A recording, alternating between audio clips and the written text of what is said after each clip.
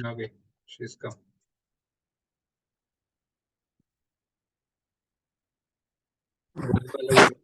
सुनने वाला भी प्रवीण राय मैं. She is logging from my ये अपने क्या बोलते हैं iPad. हरे कृष्णा. हरे कृष्णा. सभी को पंचांग प्रणाम. सभी लोगों को पंचांग प्रणाम बोल रही है. ठीक है, हम लोग प्रोग्राम शुरू करते हैं. करता यही था.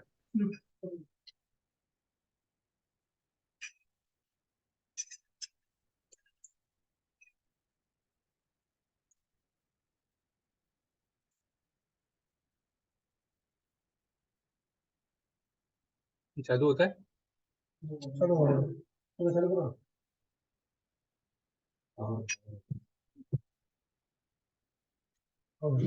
हाँ. हरे कृष्णा. आप सभी लोगों का इस साप्ताहिक भक्त वृक्ष कार्यक्रम में स्वागत है. बलवंत प्रभु जी के यहाँ हम लोग 2 मिनट कीर्तन करते हैं, उसके पश्चात डिस्कशन शुरू करेंगे. जय राधा माधव कुंज बिहारी.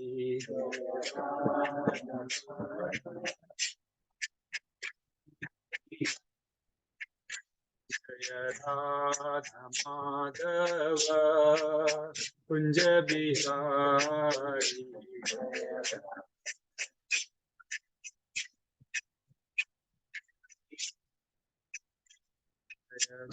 जन वल्लभ गिरिवरधारी.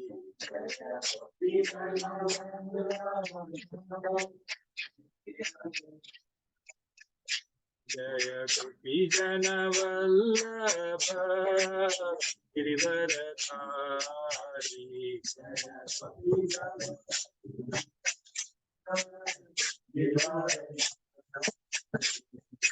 यशोदानंदन भज जन रंजन.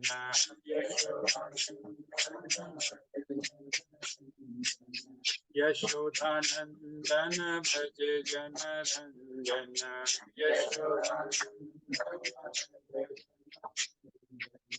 यमुना तीरावन चारी.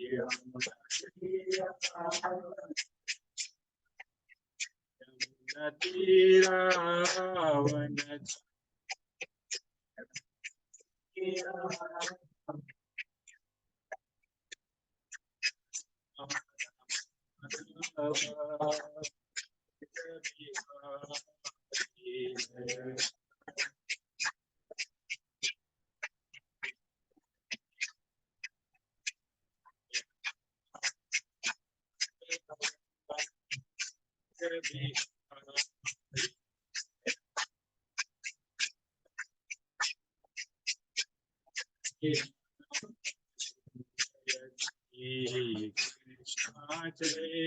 चैतन्य प्रभु नित्यानंद.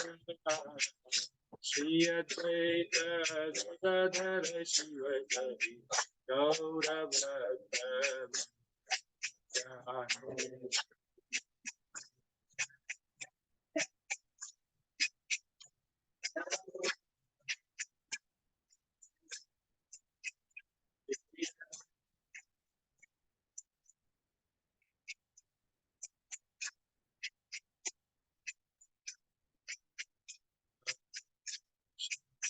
हरे कृष्णा कृष्ण कृष्ण हरे हरे. हरे राम राम राम हरे.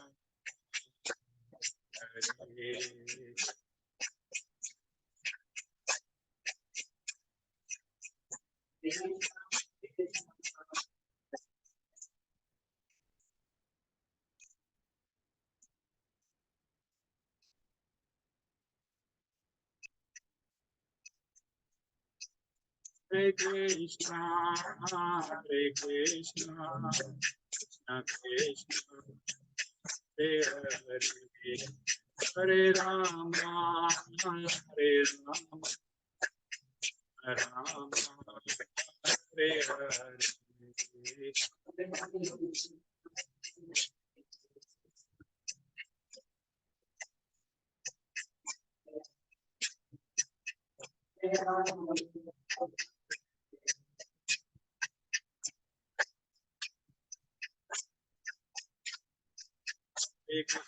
हरे कृष्णा कृष्णा कृष्णा हरे हरे, हरे राम राम हरे हरे।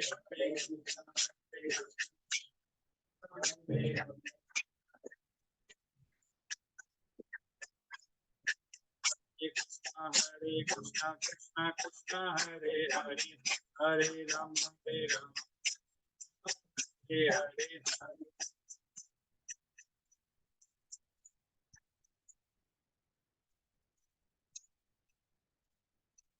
हरे कृष्णा कृष्णा कृष्णा हरे हरे, हरे राम राम हरे हरे।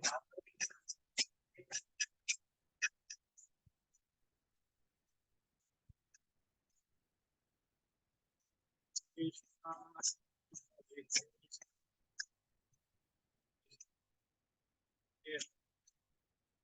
हरे राम हरे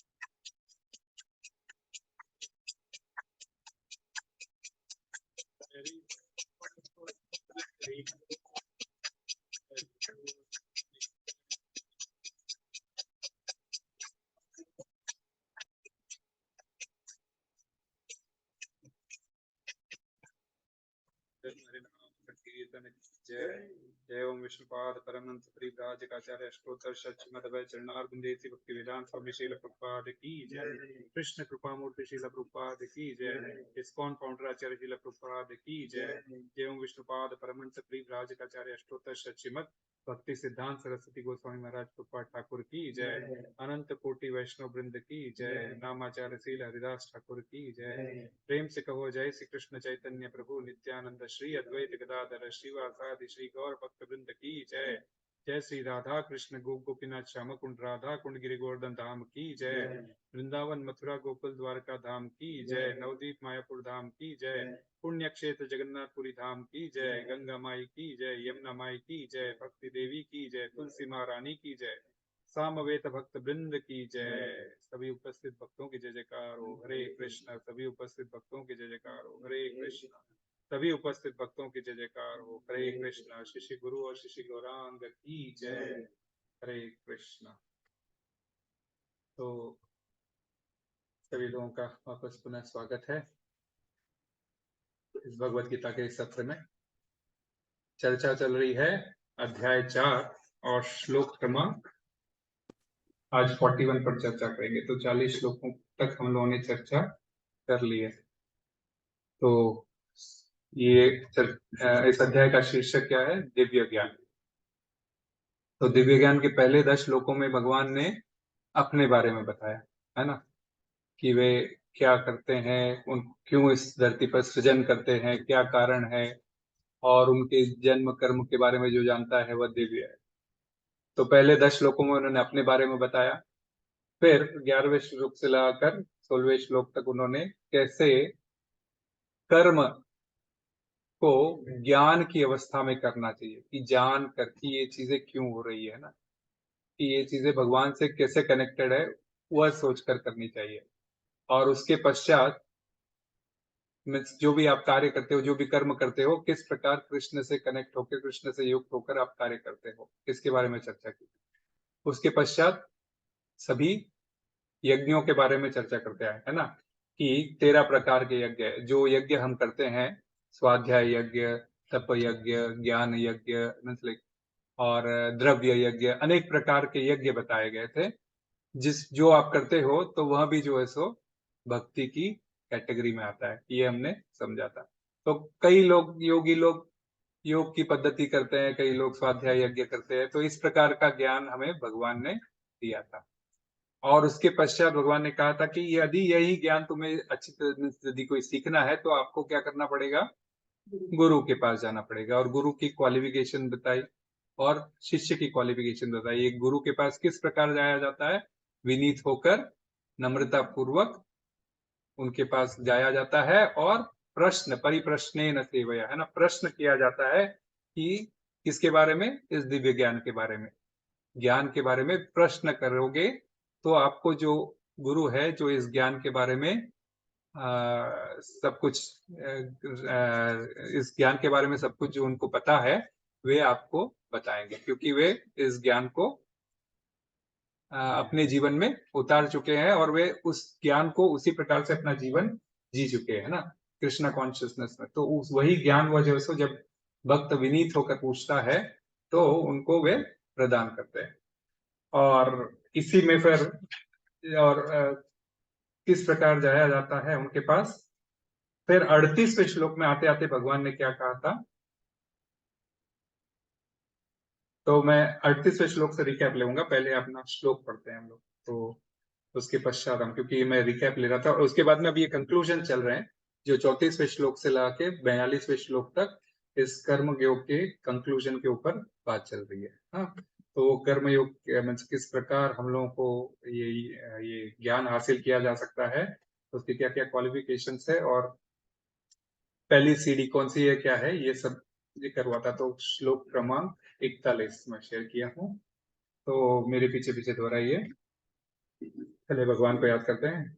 ओम नमो भगवते वासुदेवाय। ओम नमो भगवते वासुदेवाय। ओम नमो भगवते वासुदेवाय।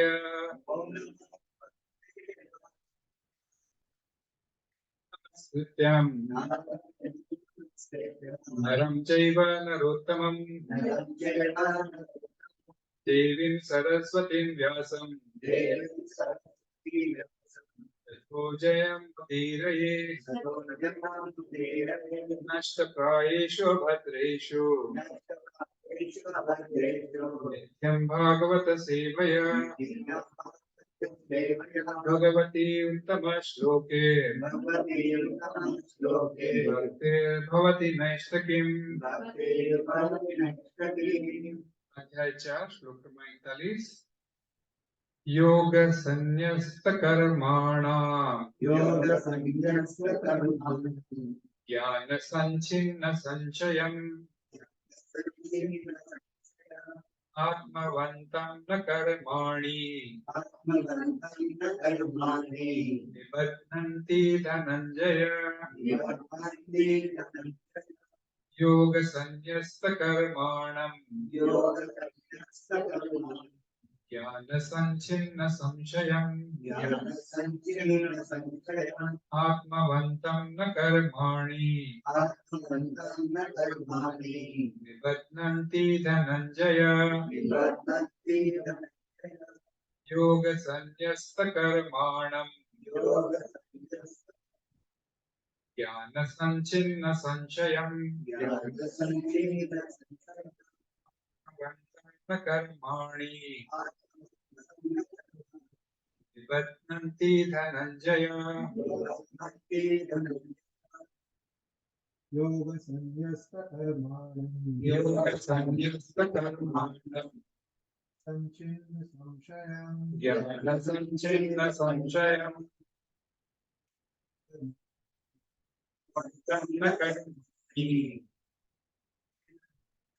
निबध्नन्ति धनञ्जय योगसंन्यस्तकर्माणम् योगसंन्यस्तकर्माणम् संचिन्न संशयम् ज्ञान संचिन्न संशयम् वन्तं न कर्माणि आत्मवन्तं न कर्माणि धनञ्जय निबध्नन्ति धनञ्जय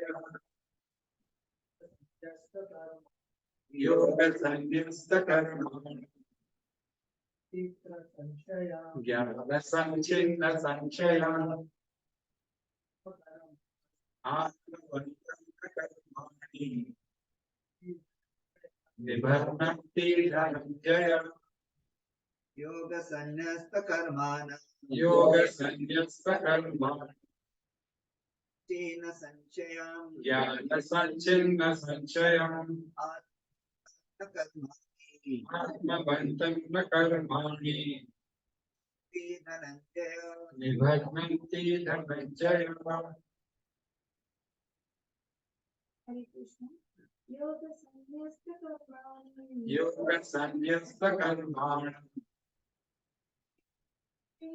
ज्ञान संचिन्न संशयम् आत्मवन्तं न कर्माणि निबध्नन्ति धनञ्जय योगसंन्यस्तकर्माणि ज्ञान संचिन्न संशयम् आत्मवन्तं न कर्माणि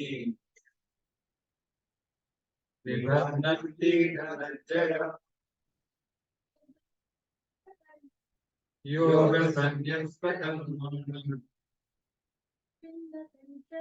ज्ञान संचिन्न संशयम् आत्मवन्तं न कर्माणि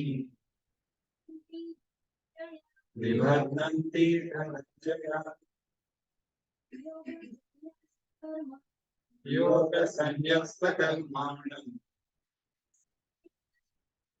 ज्ञान संचिन्न संशयम् आत्मवन्तं न कर्माणि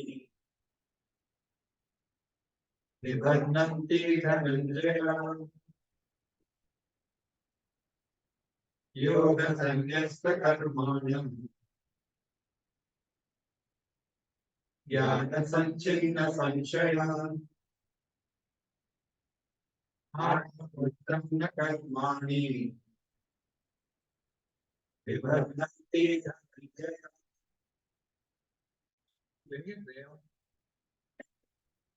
योगसंन्यस्तकर्माणम् योगसंन्यस्तकर्माणम् चिन्न संशयम् ज्ञान संचिन्न संशयम् आत्मवन्तं न कर्माणि निबध्नन्ति धनञ्जय माता जी आप लेंगे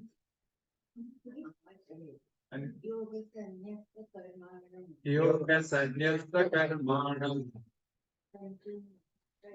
ज्ञान संचिन्न संशयम् आत्मवन्तं न कर्माणि निबध्नन्ति धनञ्जय हरे कृष्ण वर्ड टू वर्ड पहले वर्ड टू वर्ड मीनिंग लेते हैं योग कर्म योग में भक्ति से संन्यस्त जिसने त्याग दिए हैं जिसने क्या हीरे कर्माणम कर्म कर्म फलों को कर्म फलों को ज्ञान ज्ञान ज्ञान से ज्ञान से संचिन्न संचिन्न काट दिए हैं। काटिए संशयम संशय संदेह को संदेह को आत्मवंतम आत्मवंतन आत्मपरायण को आत्मवंतन को न न कभी नहीं कभी नहीं कर्माणि कर्माणि कर्म कर्म निबध्नन्ति निबध्नन्ति बांधते हैं। बांधते हैं। धनंजय धनंजय हे संपत्ति के विजेता। वे संपत्ति के विजय। अनुवाद तात्पर्य भी इसी भक्ति विधान स्वामी श्रील प्रभुपाद और श्रील प्रभुपाद की जय। मेरे पीछे दोहराइए। जो व्यक्ति जो व्यक्ति अपने कर्म फलों का अपने कर्म का परित्याग करते हुए परित्याग करते हुए भक्ति करता है भक्ति करता है और जिसके और जिसके संशय संशय दिव्य ज्ञान द्वारा दिव्य ज्ञान द्वारा विनष्ट हो चुके होते हैं, विनष्ट हो चुके होते हैं, वही वास्तव में वही वास्तव में आत्मपरायण है। आत्मपरायण है। हे धनंजय हे धनंजय, वह कर्मों के कर्मों के बंधन से बंधन से नहीं बनता। नहीं बन तात्पर्य भी पड़ेगा। जो मनुष्य भगवद गीता की शिक्षा का उसी रूप में पालन करता है जिस रूप में भगवान श्री कृष्ण ने दी थी, तो वह दिव्य ज्ञान की कृपा से समस्त संशयों से मुक्त हो जाता है। पूर्णतः कृष्ण भावना भावित होने के कारण उसे श्री भगवान के अंश रूप में अपने स्वरूप का ध्यान पहले ही हो जाता है। अतः एवं निष्ठ संदेह व कर्म बंधन से मुक्त है। हरि ओम सत्। ओम अज्ञानतिमिरान्धस्य ज्ञानाञ्जनं शलाकया चक्षुरुन्मीलितं येन तस्मै श्रीगुरवे नमः। श्रीचैतन्यमनोभीष्टं स्थापितं येन भूतले स्वयं रूप कदं क्रियं ददाति स्वपदान्तिकम्।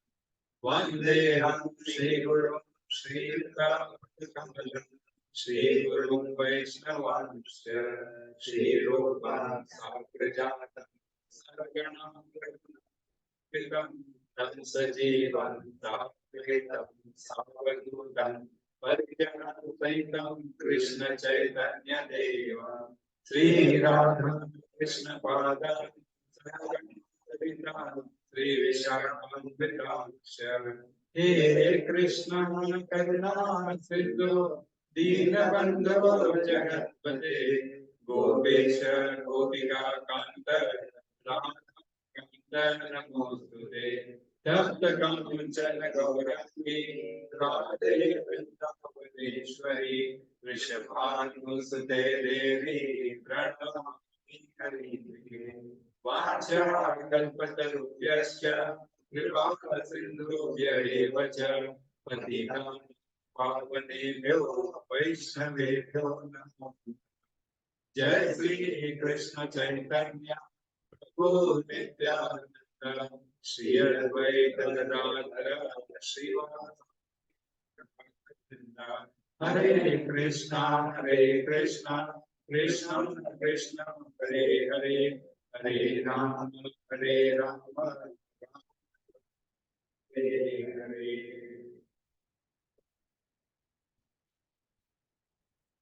हरे कृष्ण। तो अध्याय 4 जिसका भी मैं रिकैप ले रहा था, तो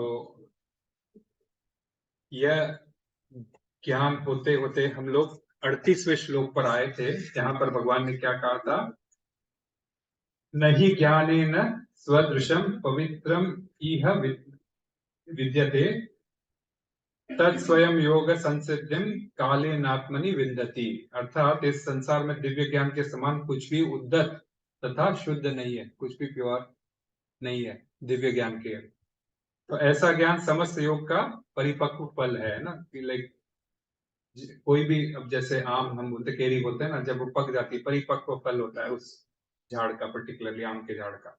तो ये दिव्य ज्ञान जो है सो इस एंटायर जो हमारे समस्त योगों का ये एक परिपक्व फल है।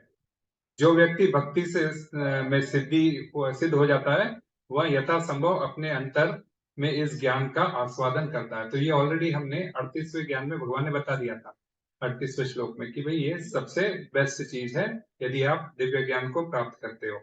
और फिर बाद में क्या बताया था, उसकी क्वालिफिकेशंस कि इस ज्ञान को कैसे हासिल किया जा सकता है। तो 39 श्लोक में भगवान ने क्या कहा था, श्रद्धावान लभते ज्ञानम तत्परम सन्नतेन्द्रिय, कि आपको श्रद्धा होनी बहुत जरूरी है। हाँ, तो और आपको तत्पर होना बहुत जरूरी है, मीन्स लाइक नॉलेज हासिल करने के लिए इंक्विजिटिव होना बहुत जरूरी है। और संयतेंद्रिय अर्थात आपको अपने इंद्रियों पर कंट्रोल करना बहुत जरूरी है ना, हमारी जो इंद्रियां दौड़ती रहती है। तो ये उसकी क्वालिफिकेशन, श्रद्धा बहुत इंपॉर्टेंट चीज है। तो आपको ये ज्ञान आसानी से हासिल हो सकता है, आपको शांति मिल सकती है ये ज्ञान हासिल होके। और फिर 40वें श्लोक में क्या क्या कि इसके विपरीत कि यदि आप हर चीज में डाउट रखोगे तो फिर आपको इस जन्म में तो क्या, अगले जन्म में भी आपको कुछ हासिल नहीं होगा, है ना। क्या बोला था भगवान ने उसमें कि किंतु जो अज्ञानी तथा श्रद्धा विहीन व्यक्ति शास्त्रों में संदेह करते हैं वे भगवत भावनामृत नहीं प्राप्त करते। संदेह, जिनसे संशय यदि किसी को हो जाता है तो फिर कोई चीज का मिलना पॉसिबल नहीं है, अभी तो वह नीचे गिर जाते हैं। मीन्स लाइक जो मनुष्य जन्म मिला है उस मनुष्य जन्म को खो देते हैं और नीचे वाली योनियों में जन्म लेते हैं। तो संचय आत्मा के लिए तो इस लोक में तो क्या, परलोक में भी कोई सुख नहीं है ना। तो दीन पावन प्रभु ने और अपने श्रीवास प्रभु ने इनके ऊपर क्लास ली थी, दोनों श्लोकों पर काफी हमने डिटेल में चर्चा की थी। फिर अब आते हैं 41वें श्लोक पे, है ना। तो 41वें श्लोक पे भगवान क्या कह रहे हैं, योग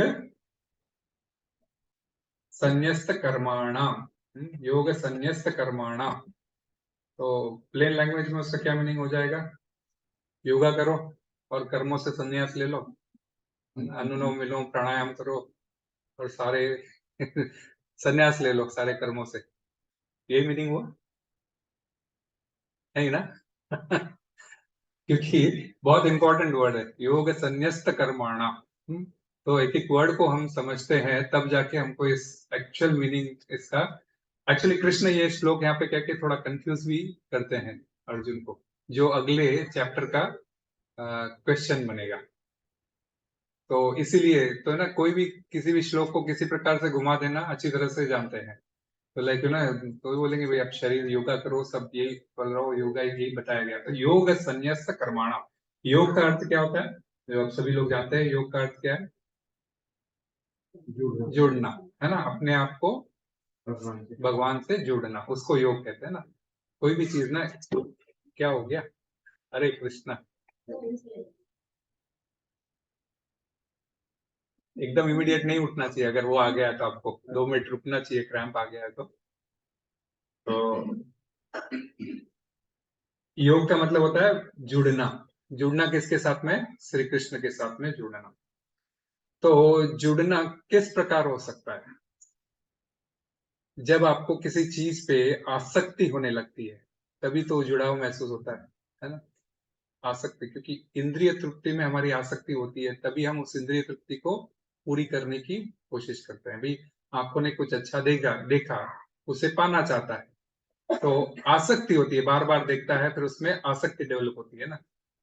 तो उस चीज को, तो जब हम, आसक्ति होता है अटैचमेंट, इंग्लिश अपने अटैचमेंट। सो आप किसी चीज को बार बार देखोगे, जैसे कोई एडवर्टाइजमेंट है, उस एडवर्टाइजमेंट में क्या दिया जाता है, बार बार एक चीज पे आपको फोकस किया जाता है। आप एक बार देखोगे, 2 बार देखोगे, 3 बार देखोगे, फिर उस एडवर्टाइजमेंट में आपकी इच्छा बढ़ेगी। तो भौतिक चीजों में इच्छा बढ़ती है तो क्या होता है, हमारा पतन होता है, ये हम लोगों ने दूसरे अध्याय में सीखा था। तो आसक्ति, यदि वही आसक्ति हम बार बार कृष्ण की कथा के बारे में, कृष्ण के रूप के बारे में, कृष्ण के दर्शन के लिए यदि हम करते हैं तो हमें कृष्ण से जुड़ाव हो जाता है। तो कोई चीज से जुड़ा हो जाता है ना, भाई मुझे तो ये फर्नीचर बहुत पसंद आया, मेरा तो दिल आ गया इस फर्नीचर पे, मैं लेके आ गया, ये भौतिक जगत की आसक्ति है। परंतु कृष्ण से जब आसक्ति होती है, उनके नाम से, उनके गुणों से, उनको जब हम अपने जीवन में सब कुछ कृष्ण को लक्ष्य बनाकर जब हम आगे बढ़ते हैं तो हमारी आसक्ति कृष्ण से जुड़ जाती है। इस शब्द को हम योग कहते हैं। तो जितना हम कृष्ण से अब जब कृष्ण से योग होने लगता है तो ये आसक्ति हमारे जो भक्ति के 9 स्टेजेस में से यह एक स्टेज है ना। जैसे क्या होता है, श्रद्धा से जो शुरू होता है, अदौ श्रद्धा, सिर्फ साधु संग। जैसे हमें श्रद्धा होती है भगवान के ऊपर, तब हम साधु संग करते हैं। फिर हमें भजन क्रिया होती है, हम कीर्तन वगैरह भगवान के बारे में सुनना शुरू करते हैं, गाना शुरू करते हैं, हाँ? भजन क्रिया। फिर आगे वो करते करते हमारे अनर्थ, हृदय में जितने पाप है वो सारे धुलने लग जाते हैं।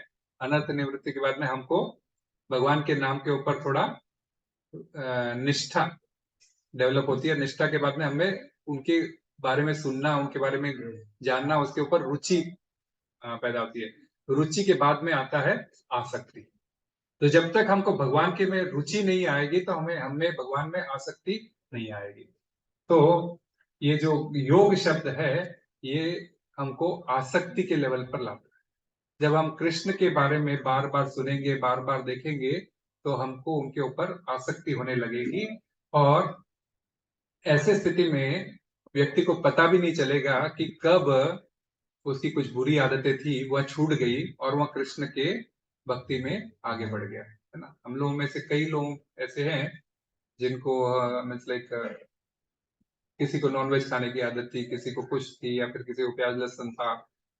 हम जब कृष्णा कॉन्शियसनेस में जोग करने लगे, मीन्स लाइक अब जब हम कृष्ण के बारे में ज्यादा जानकारी हासिल करने लगे, कृष्ण से जुड़ने लगे, तो ऑटोमेटिकली ये सारी हमारी आदतें कहाँ छूट गई हमें पता ही नहीं चलता है। तो आसक्ति तो हमें हुई है, लेकिन आसक्ति भौतिक चीजों से हटकर कृष्ण के ऊपर स्थानांतरित हो गई है। तो इसी चीज को हम योग कहते हैं, भगवान से योग करना। फिर अगला शब्द क्या है, संन्यस्त कर्माणाम। योग संन्यस्त, योग किनसे, संन्यस्त कर्माणाम। संन्यस्त, संन्यस्त भी क्या है, ये 2 शब्दों से बना है, सम और न्यस्त, 2 शब्द। तो सम और न्यस्त। तो जब सम का अर्थ होता है कोई भी चीज को लाइक पूरी इन टोटलिटी, जिसको हम कहते हैं सम्यक रूपेण। सम का अर्थ होता है सम्यक रूपेण, इन टोटलिटी। हाँ, और न्यस्त का अर्थ होता है कि ऐसी वस्तु जो किसी के अधीन कर दी गई है।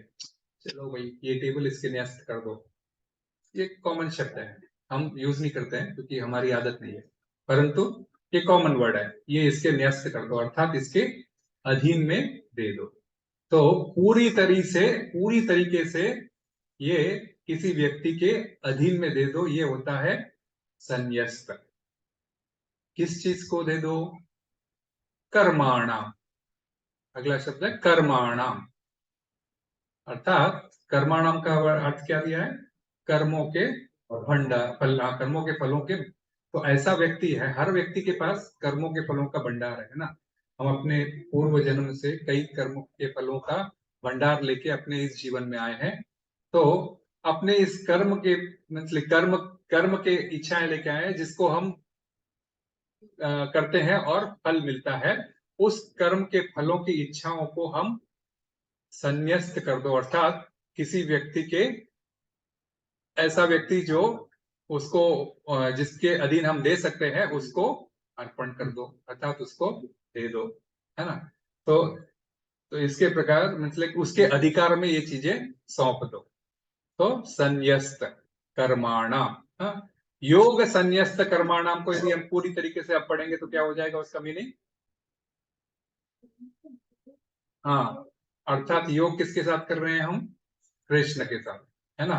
तो संन्यास अर्थात हमारे क्या हो जाएगा कि जिसने श्री कृष्ण के प्रति अपनी आसक्ति बना ली है ना। बार बार हम सोचेंगे तो जिसने श्री कृष्ण के प्रति अपनी आसक्ति बना ली है, अटैचमेंट बना लिया है, उनके कर्मों के इस फलों के भंडार को हम उनके अधीन कर दे, हम उनके अधीन कर दे, ये हम या उनको सौंप दे, है ना, या उनको हम सौंप दे। तो योग संन्यस्त कर्माणाम, तो ये हो गया। तो ये हमारे जीवन के लिए सीख है बहुत बड़ी। लाइक प्रत्येक व्यक्ति अपने कर्मों को मीन्स लाइक अब जो भी कर्म करता है उसके फल के प्रति उसकी आसक्ति होती है ना।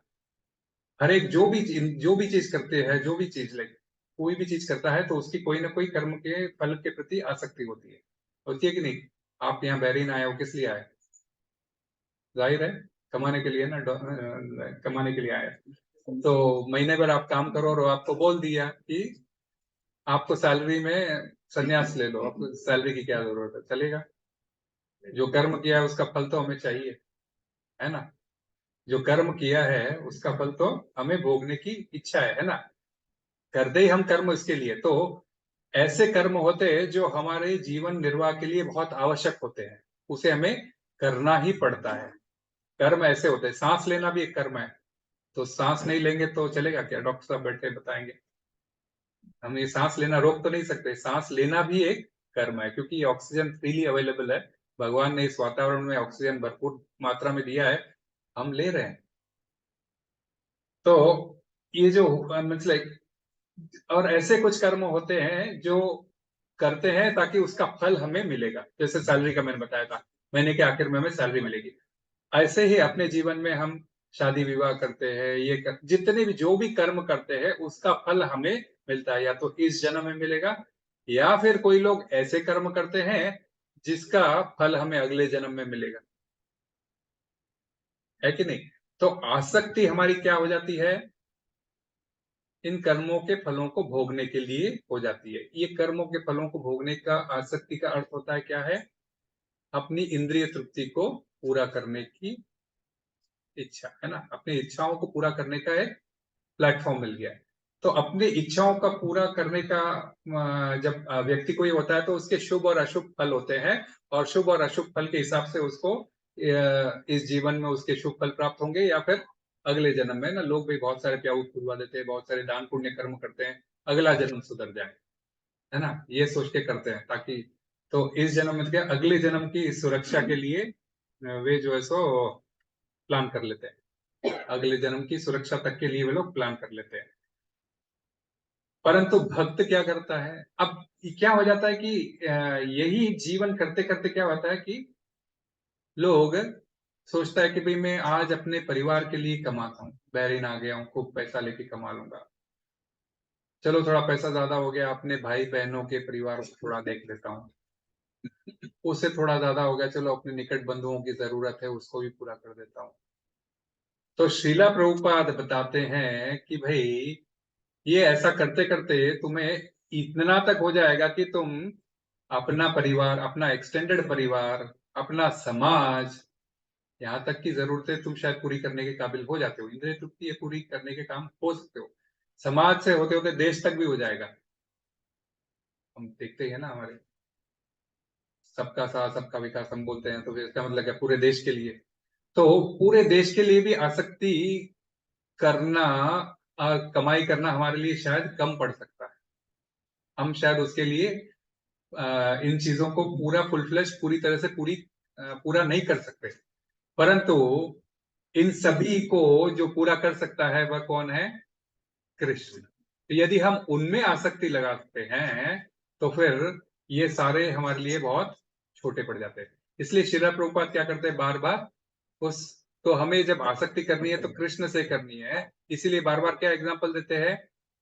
उस वृक्ष का, जिसके वृक्ष के जड़ों में यदि पानी दी जाए तो फिर हमें पूरे वृक्ष को, पत्तों को, टहनियों को अलग से पानी देने की जरूरत नहीं पड़ती।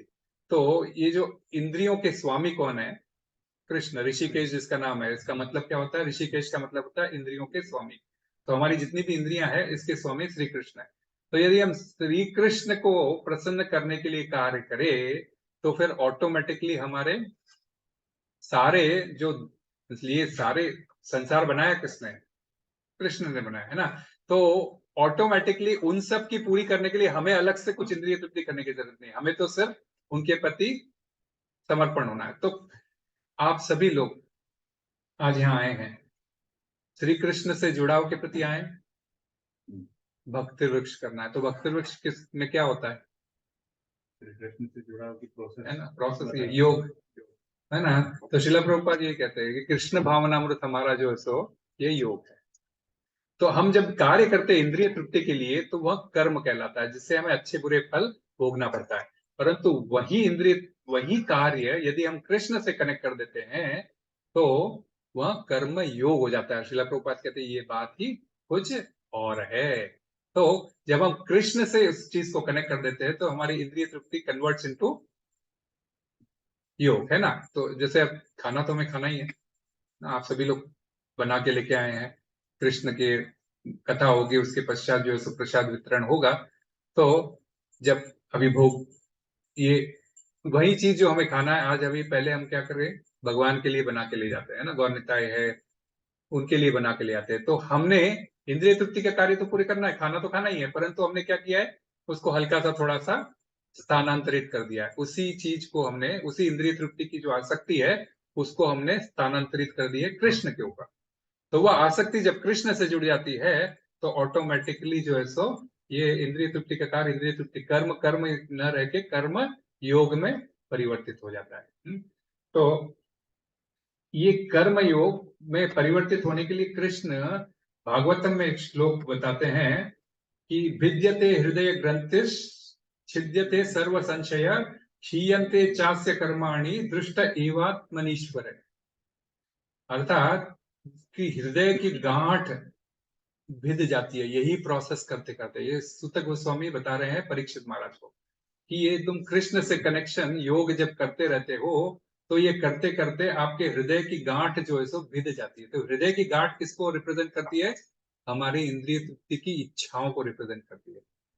कि एक इच्छा पूरी नहीं, हमारी दूसरी इच्छा है ना, दूसरी इच्छा पूरी नहीं, तीसरी इच्छा। हम आए थे 2 साल काम करने के लिए, करते करते आज 10 साल हो गए।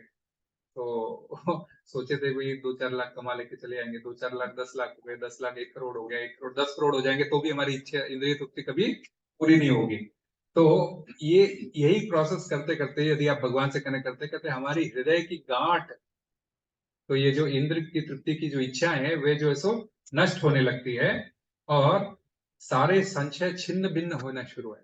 सारे संशय हमारे छिन्न भिन्न अर्थात कट जाते हैं। ये कैसे हो सकता है पॉसिबल, केवल और केवल आपके हृदय के अंदर बैठे मतलब कृष्ण आपकी वो इच्छा को गांठ को जो है सो नष्ट करने में आपकी मदद करते हैं और भक्त के जीवन में चेंजेस लेके आते हैं, जिससे भक्त को कोई भी कार्य जो करना है कृष्ण के प्रति करना है, ऐसा समर्पण का भाव उसके अंदर आता है कि मुझे अपने लिए प्रसन्नता के लिए नहीं बल्कि कृष्ण की प्रसन्नता के लिए कार्य करना है ना। लाइक अभी मैं बता रहा था कि आप कितना भी कोशिश कर लो, आप पूरे संसार को भी खुश करने की कोशिश कर लो, पॉसिबल हो पाएगा नहीं हो पाएगा।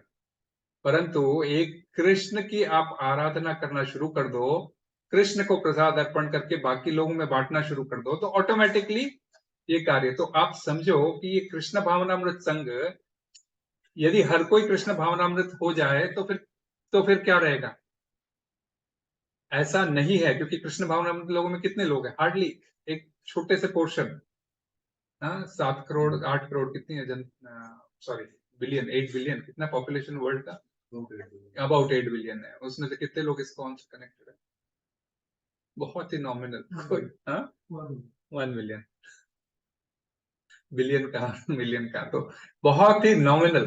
तो यदि ये कार्य हम करते रहेंगे तो ऑटोमेटिक सबको जो है सो वो आस्था और अटैचमेंट लेके आना कृष्ण के साथ में बड़ा डिफिकल्ट है। इसीलिए जो है सो योग कृष्ण के साथ में जब हम योग करते हैं तो इस बात के अंदर हमको आसानी से ये योग है संन्यास्त कर्माणाम। इसीलिए हमारी सीख है इस बात के लिए कि हमें जो भी कार्य करना है संन्यास्त कर्माणाम, अपने जो है सो सारे कर्मों के भंडार को, हमारे कर्म के फलों के भंडार को हमें किसको अर्पण करना है, योग करना है कृष्ण के साथ और उनको अर्पण करना है, क्योंकि वे संन्यस्त है। न्यस्त अर्थात वे रिस्पॉन्सिबल है पूरी तरह से, he can handle that situation. सारे संसार का पेट पालन करने का उनका सिचुएशन है। जगन्नाथ यात्रा आने वाली है अभी, और जगन्नाथ जी का वरदान है कि भाई मैं जितना भी, जब पार्वती जी ने मांगा था, वरदान मांगा था कि भाई मेरे पुत्रों के लिए मुझे प्रसाद चाहिए, तो एक कहानी थी तो जिसमें नारद मुनि लक्ष्मी जी से प्रसाद ले लेते हैं विष्णु का और नाचते नाचते कैलाश आते हैं। कैलाश में शिव जी पूछते भाई मेरे लिए प्रसाद कहाँ है, तो बोलते भाई वो तो मैं खा गया। फिर भी पूछते तुम्हारे हाथ में कहीं लगा होगा, तो एक चावल का दाना नारद जी के हाथ में रहता है, वो प्रसाद का दाना शिव जी लेते हैं और खूब झूमना शुरू करते हैं। तब अंदर से पार्वती आती है, बोलते भाई जब शिव जी झूमते हैं तो फिर क्या होता है, प्रलय आने का चांस होता है। तो अंदर से सभी लोग देवी देवता भाग के आते हैं, ऊपर से नीचे से, और पार्वती भी आती है, क्या हो गया है? तो बोलते भी कुछ नहीं, मैंने प्रसाद खा लिया था इसलिए थोड़ा एक्सटेसी के मोड में आ गया था। तो पार्वती बोलती है मैं तुम्हारी अर्धांगिनी हूँ, मुझे कहाँ है, मेरा प्रसाद का भाग कहाँ है? तो बोलते वो तो मैं खा गया। तो बोलते ऐसे कैसे खा गए, मेरे लिए सोचा कैसे नहीं, मैं तो तुम्हारी अर्धांगिनी हूँ। तो बोलते भाई भाग्यवान लोगों को ही प्रसाद मिलता है, तुम्हें नहीं मिल रहा था, मैं खा गया।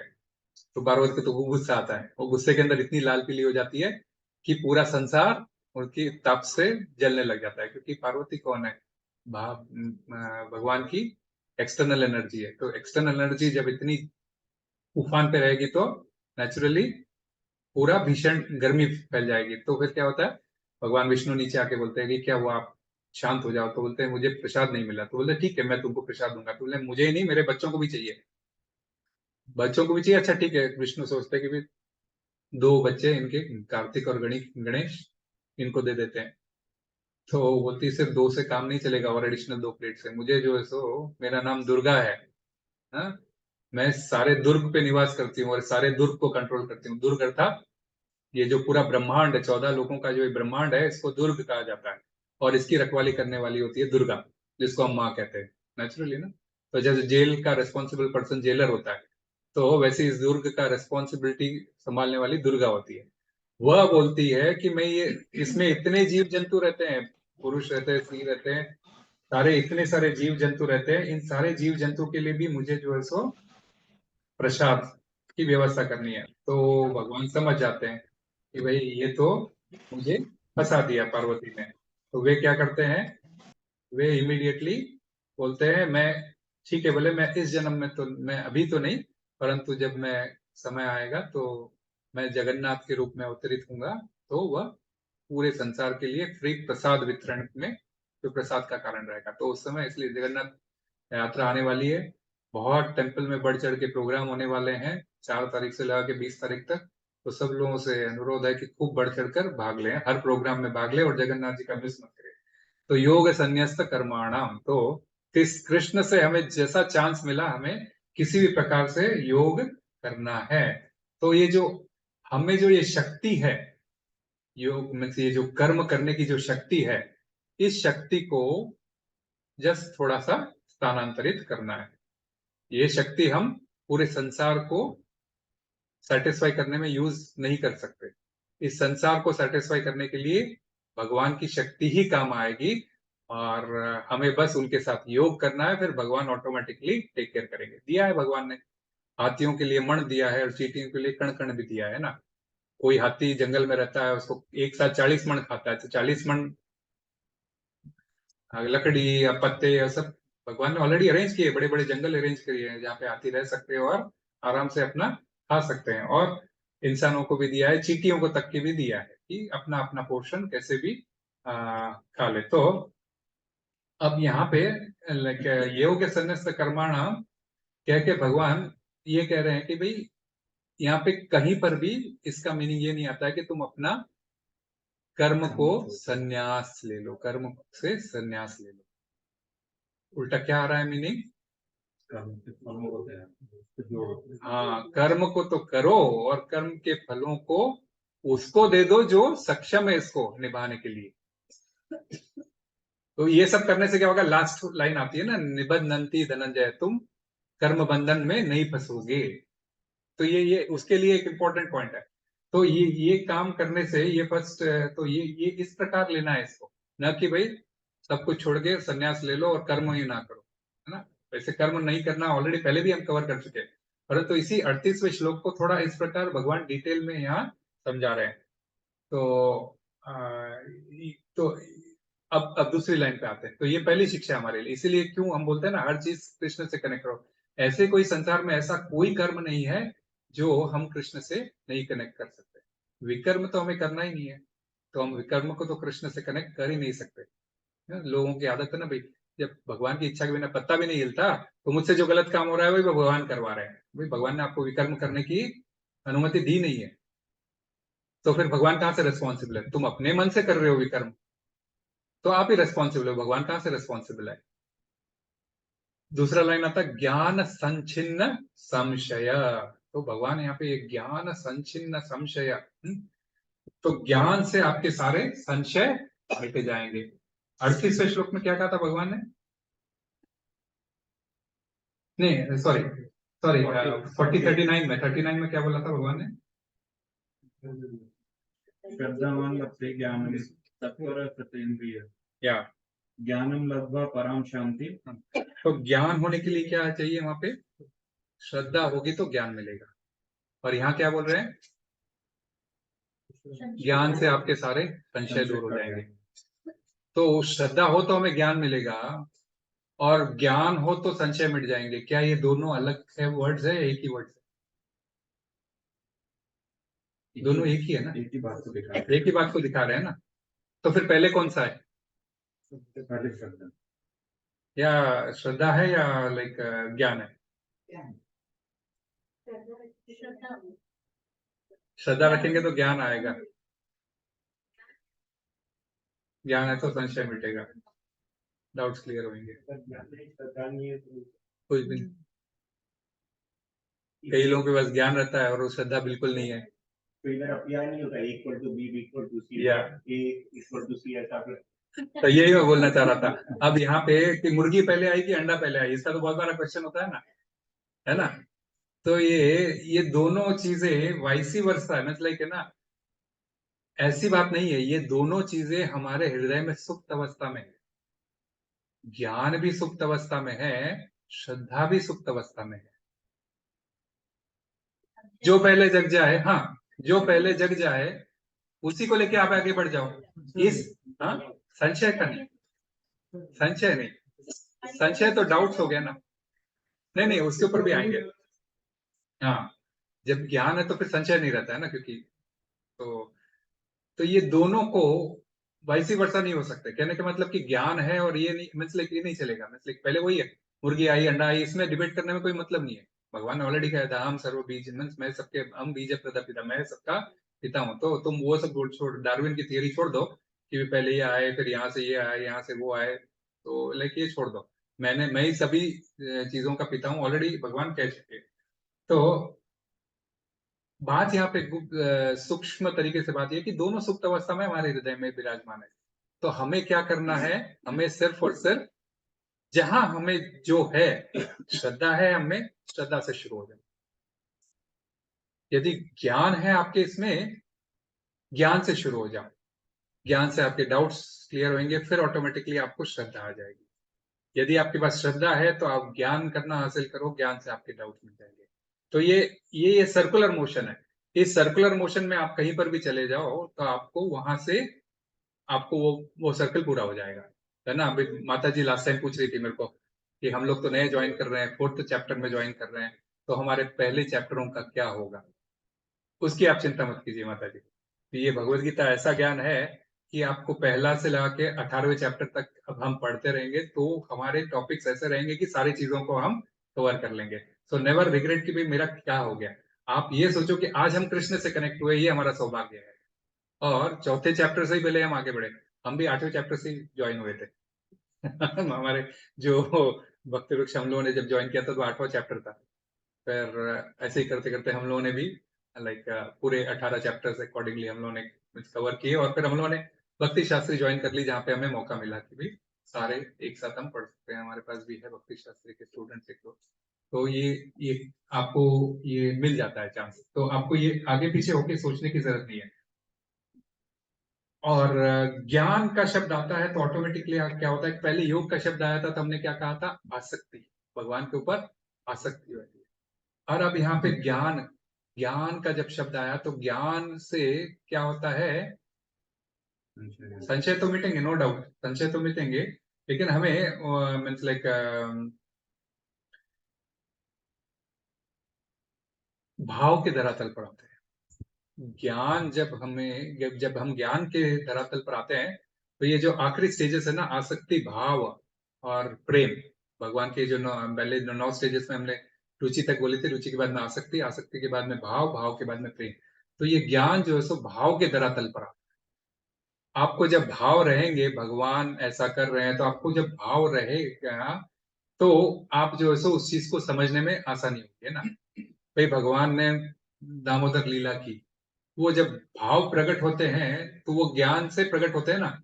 आपको जब ज्ञान मिल रहा है कि भगवान ने ये लीला इस प्रकार की, तो ऑटोमेटिकली आपका वहां पे भाव का धरातल आ जाता है कि भाई भावाग्राही जनार्दन है ना भाई, भाव को देखते हैं वह, इसलिए उनको चोरी करने की जरूरत नहीं थी, परंतु वे भाव को।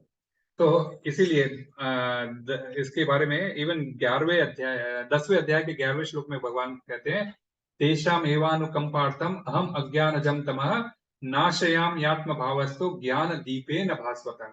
तो मैं उन पर विशेष कृपा करने के हेतु उनके हृदय में वास करते हुए ज्ञान के प्रकाशमान दीपक के द्वारा अज्ञान में अंधकार को दूर करता हूं।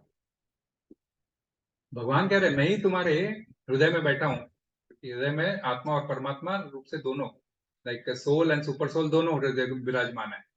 तो ये अवस्था, ये भगवान विशेष कृपा करते हैं। जब आप उनसे जुड़ाव करने का कोशिश करते हो तो भगवान ये विशेष कृपा करते हैं और आपके ज्ञान को भाव के धरातल पर लाकर खड़ा कर देते हैं, आपके हृदय में दीपक जलाकर, प्रकाश, ज्ञान का प्रकाशमान दीपक जलाकर अज्ञान से अंधकार को नष्ट करते हैं।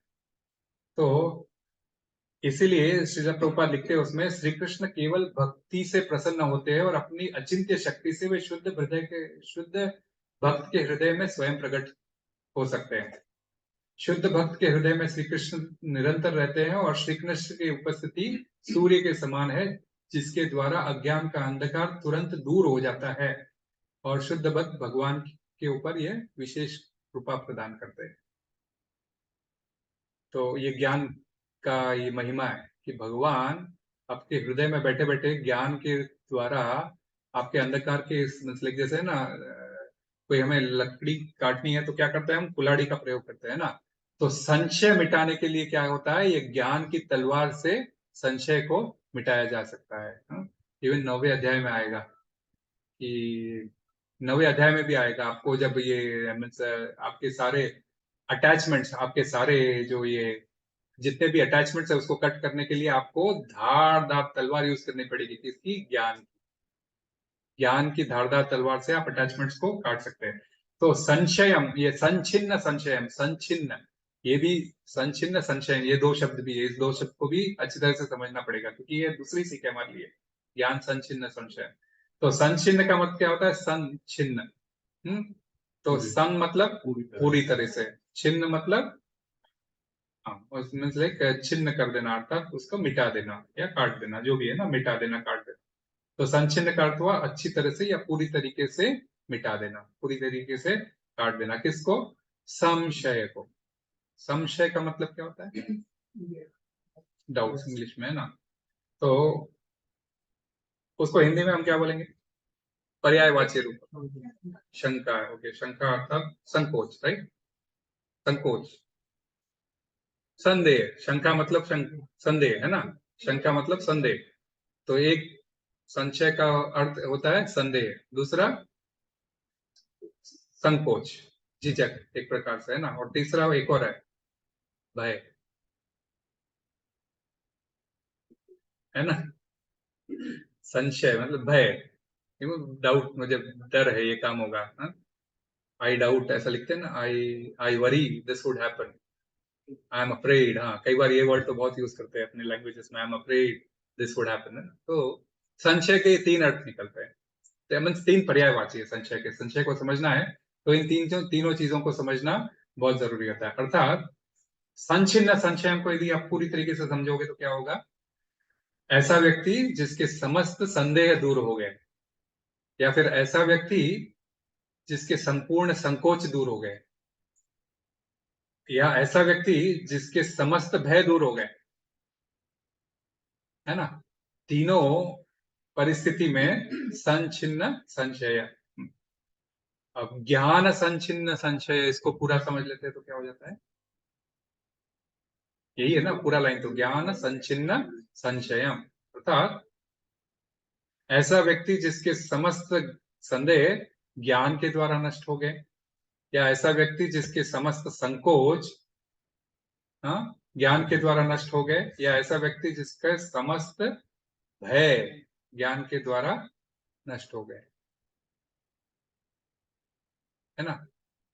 तो श्रीला प्रभुपाद लिखते हैं जब मनुष्य भगवत गीता की शिक्षाओं का पालन करने लग जाता है तो कैसे पालन करने लग जाता है, जैसे जिस रूप में श्री कृष्ण ने दी है हमें एज इट इज ना, यथारूप हम बोलते हैं ना, तो यथारूप भगवान ने जो ये शिक्षाएं हमें यथारूप में जो दी है तो वह सारे संशयों से मुक्त होना प्रारंभ करता है।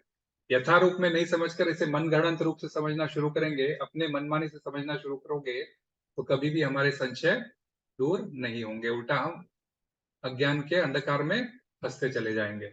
इसीलिए शिला प्रभुपाद ने इतनी मेहनत की है, इन सब बुक्स को लिखा है। तो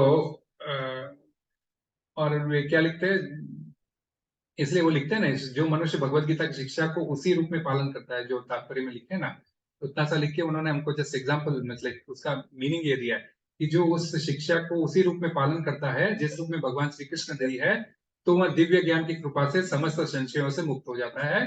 पूर्णतः कृष्ण भावना भावित होने के कारण उसे श्री भगवान के अंश रूप में अपने स्वरूप का ज्ञान पहले से ही हो जाता है। अपने स्वरूप का ज्ञान उसे पहले से ही हो जाता है। हमारे साथ विडंबना क्या है, हम अपने आप को, हमारी जो शक्ति है, हमें जो हमारी जो चेतना है, हम श्री कृष्ण की सेवा में क्यों लगाए ये सोचने में टाइम लगा देते हैं, है ना। माया की सेवा में लगाना चाहते हैं, परंतु श्री कृष्ण की सेवा में क्यों लगाए ये थोड़ा विडंबना हमारे साथ में, ये ऐसा संकोच होता है, ये ऐसा डाउट होता है। हाँ, ज्ञान भी नहीं है ना।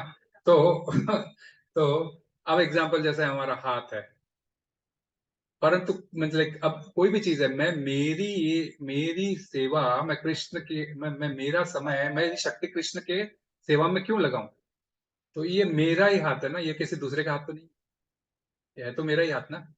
मैं ये नहीं बोल सकता ये तुम्हारा हाथ है, तुम्हारा हाथ तुम्हारे पास है ना।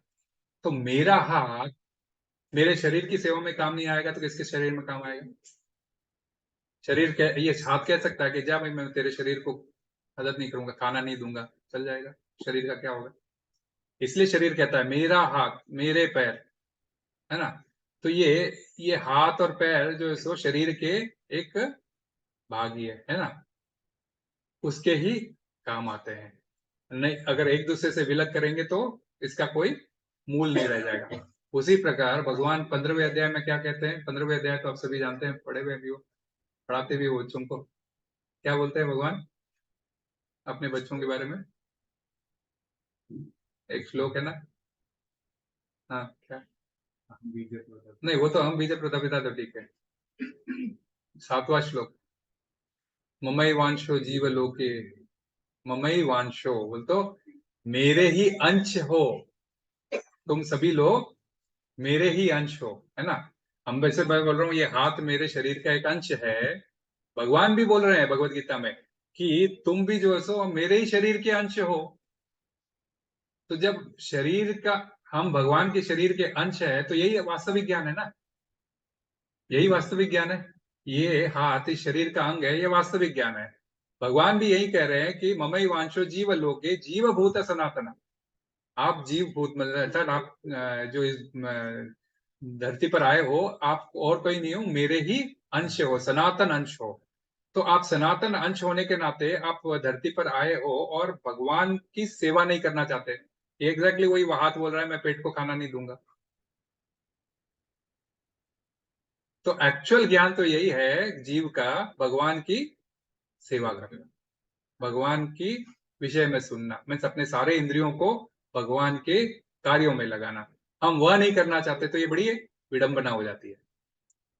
तो ये ज्ञान छिन्न संशय कैसे हो सकता है ना, किस प्रकार से हमारा संशय जो है सो दूर हो सकता है। ये हो गया पहला जो हमारा ना, यदि मीन्स लाइक यदि हमें जो है सो भगवान के, ऐसा व्यक्ति जो सारे प्रकार से, जिससे हमारे सारे संदेह, हमारे संदेह किस प्रकार से दूर होंगे। भगवान कह रहे हैं 15वें अध्याय में 7वें श्लोक में, वे कह रहे हैं आप मेरे अंश हो, और फिर भी हम मानना नहीं चाहते और उनकी सेवा नहीं करना चाहते। ये हाथ का काम ही है पेट को खाना देना, मुंह में खाना देगा तो पेट एनर्जी देगा पूरे बॉडी को। तो वैसे ही भगवान बोल रहे तुम मेरे अंश हो, मेरी सेवा करो तो तुम्हारे सारे संदेह दूर होंगे। ऐसा व्यक्ति श्री कृष्ण है जो कह। दूसरा पॉइंट पर संकोच, है ना। तो एक संकोच का मतलब होती है एक प्रकार से झिझक कि भाई मैं कैसे पूछूं, कैसे डाउट। कई बार बोल देते हैं ना भाई वेद पुराण जो बोले वो सत्य है, और कई लोग मानते नहीं उस चीज, है ना। थोड़ी ये रहती है कि अपने हृदय में थोड़ा सा उनको ये रहता है कि भाई किस प्रकार मैं डाउट्स पूछूंगा तो मेरे ऊपर सारे लोग हंसेंगे। जब रीना माता जी शुरू में डाउट्स पूछती तो सभी लोग ऐसे सोचते भाई अब हमारे मन में है, लेकिन हमारे मन की बात रीना माता जी पूछ लेती थी। हाँ तो इसीलिए ये कृष्ण भावनामृत संघ श्रीला प्रभुपाद ने जो हमें दिया है क्या है, हमारे यही जो मुझे जो प्रोसेस है, हमारे जो ये संदेह है और ये हमारे जो सो संकोच है, ये दूर करने के लिए दिए। भगवान के बारे में कुछ पूछना संकोच करने के बराबर है ऐसा बोल के कई बार ज्ञान में आता है। नहीं, बिल्कुल नहीं। आप भगवान के बारे में जानकारी हासिल कर रहे हो, आपके मन में कोई प्रश्न उठ सकता है, इसीलिए प्रश्नोत्तरी का सेशन है। हम कुछ बता रहे हैं जिसके ऊपर आपको कुछ डाउट है तो आप प्रश्न कीजिए हमसे। सारे क्लास होने के बाद में क्या होता है, यही पूछते ना किसी का कोई डाउट्स, एनी क्वेश्चंस। तो ये संकोच दूर करने के प्रोसेस है। तो वही जो इसके बारे में जानकारी रखता है वही जो है सो इस संकोच को आपको दूर कर सकता है। तो ज्ञान संचिन्न संशयम, संकोच का भी समाधान मिलता है। भी हम पूछेंगे तभी से, और ये हमारा सारा शास्त्र उसी बेस पर आधारित है, प्रश्नोत्तरी के आधार पर। अन्य कोई शास्त्र का मुझे ये नहीं, पर अपना सारा शास्त्र उसी के ऊपर है और इसी प्रकार नॉलेज वितरित होता है। और भय, आखिरी में संशय का मीनिंग हमने भय भी सोचा है ना। तो सबसे बड़ी चीज का भय किसके लिए रहती है? मृत्यु। दूसरे अध्याय में हमने क्या पढ़ा था? हम पहली विद्या क्या है भगवत गीता की? हम शरीर नहीं, हम आत्मा है। आत्मा की मृत्यु हो सकती है, उसे काटा जा सकता है, भिगोया जा सकता है, जलाया जा सकता है, कुछ भी नहीं किया जा सकता है ना। It is indivisible. तो फिर किस चीज का भय? हाँ आसक्ति के कारण। तो इसी आसक्ति को हमें स्थानांतरित करना है। तो इस जन्म मृत्यु जरा व्याधि के हम जो सो इस संसार के चक्र में जो फंसे हैं, उस चक्र से हमें बाहर निकलने का अवसर प्राप्त होता है। संचिन्न संशय, ये करने से क्या होगा? तो पहले की लाइन का अर्थ पूरा समझ में आ गया ना? अभी तक कुछ डाउट्स है तो? ऐसा करने से क्या होगा? दूसरी लाइन की पंक्ति आती है आत्मवंतम। आत्मवंतम न कर्माणि। हाँ, तो आत्मवंत का मीनिंग क्या होता है? मतलब आत्मवंत का मीनिंग क्या होता है? ऐसा व्यक्ति जो आत्मवंत हो जाता है, ऐसे लिखा है ना इसमें। तो आत्मवंत का मीनिंग क्या है? आत्मपरायण। आत्मपरायण होना। तो आत्मवंत दो ही शब्दों से वापस मिलके बना है, आत्मा और वंत। आत्मा का अर्थ होता है वही, मैं शरीर नहीं, मैं आत्मा हूं, है ना, कि मतलब तुम खुद। और आत्मा कौन है? परमात्मा का अंश है। हम भी भगवान के अंश ही है, हा? तो आत्मा अर्थात भगवान कृष्ण के अंश ही हुए। और जब भगवान कृष्ण खुद कह रहे मैं आत्मा हूं, तो मैं आप आत्मा मेरे अंश हो, अर्थात जिसके पास श्री कृष्ण है। मतलब वंत का अर्थ क्या होता है? वंत का अर्थ है ऐसा व्यक्ति जिसके पास वो वस्तु है। तो आत्मवंत कब बनता है?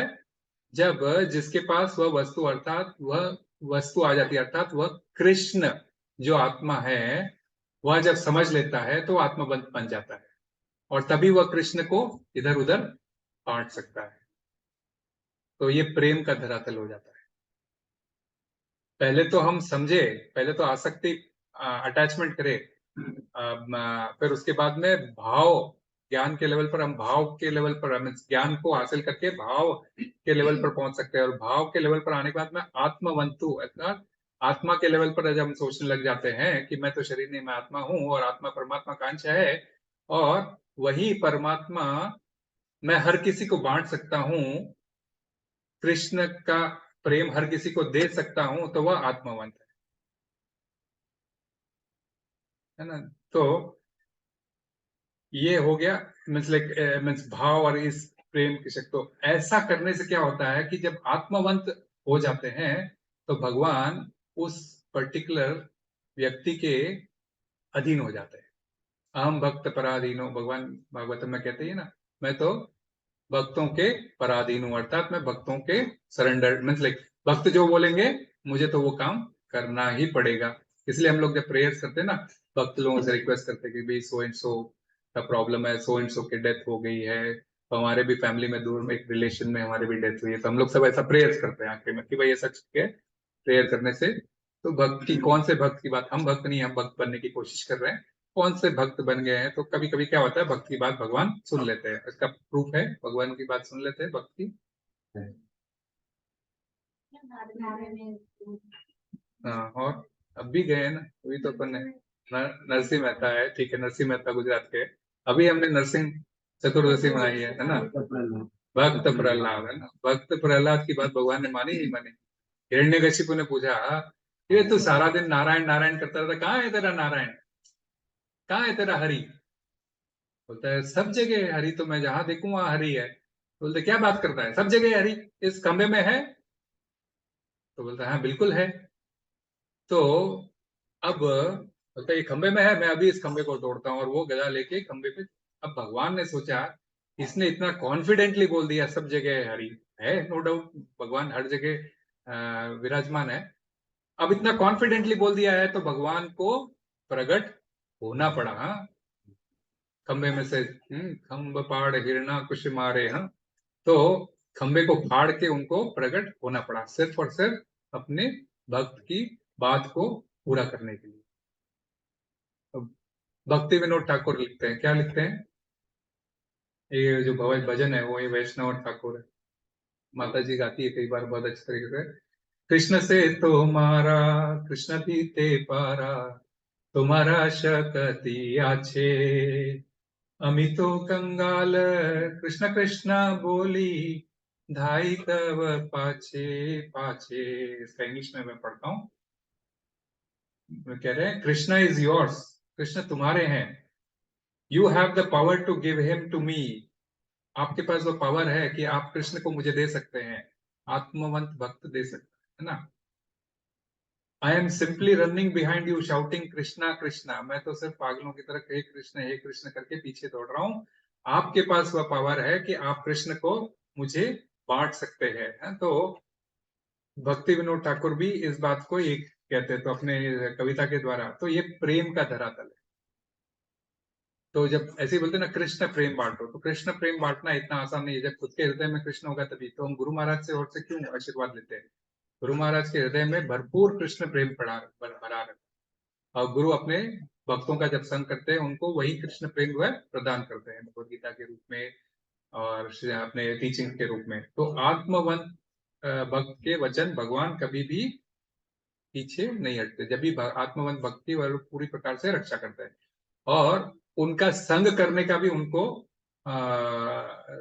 मौका देते हैं। जैसे कोई, अब जैसे हमें अपना, ये जो प्रभुपाद ने लिखा था ना, हमें अपना स्वरूप पहचानने का समय मिलता है। तो हम यहाँ क्यों आए सभी जानते हैं, हम भगवान से हम एंजॉय करना चाहते थे, तभी भगवान ने हमें इस धरा पर भेज दिया कि भाई आप यहाँ जाके एंजॉय करो, वहां तो एंजॉयर मैं हूँ, भोक्तारम यज्ञ तपसम सर्वलोक महेश्वरम, भी सारे यज्ञों का भोक्ता तो मैं हूँ, तुम्हें भोगना है तो तुम, मैंने एक जेल बनाया है जिसमें 14 लोग बनाए हैं, तुम वहां जाओ, वहां पे एंजॉय करो। तो इन 14 लोकों में हम लोग भोगने आए हैं। तो इस भोगने की परिस्थिति में हम श्री कृष्ण के को पहचानेंगे कैसे। हम उनके पास आए, हम उनकी क्या सेवा करते थे, क्या हम उनके साथ खेलते थे, क्या हम उनकी चरणों की सेवा करते थे, क्या हम उनके साथ में गोपी भाव में थे, ये हमें पता नहीं। परंतु ये जब आप भाव और आसक्ति और भाव के स्टेज पर जब आते हो तो ऑटोमेटिकली भगवान आपको रिवील करते हैं कि आप क्या थे। ये स्टेज बहुत दूर है, हम तो अभी पहले के 2-3 से अनर्थ निवृत्ति भी हमारी पूरी नहीं हुई है, क्योंकि अभी भी हमारे हृदय में बहुत सारे अनर्थ है।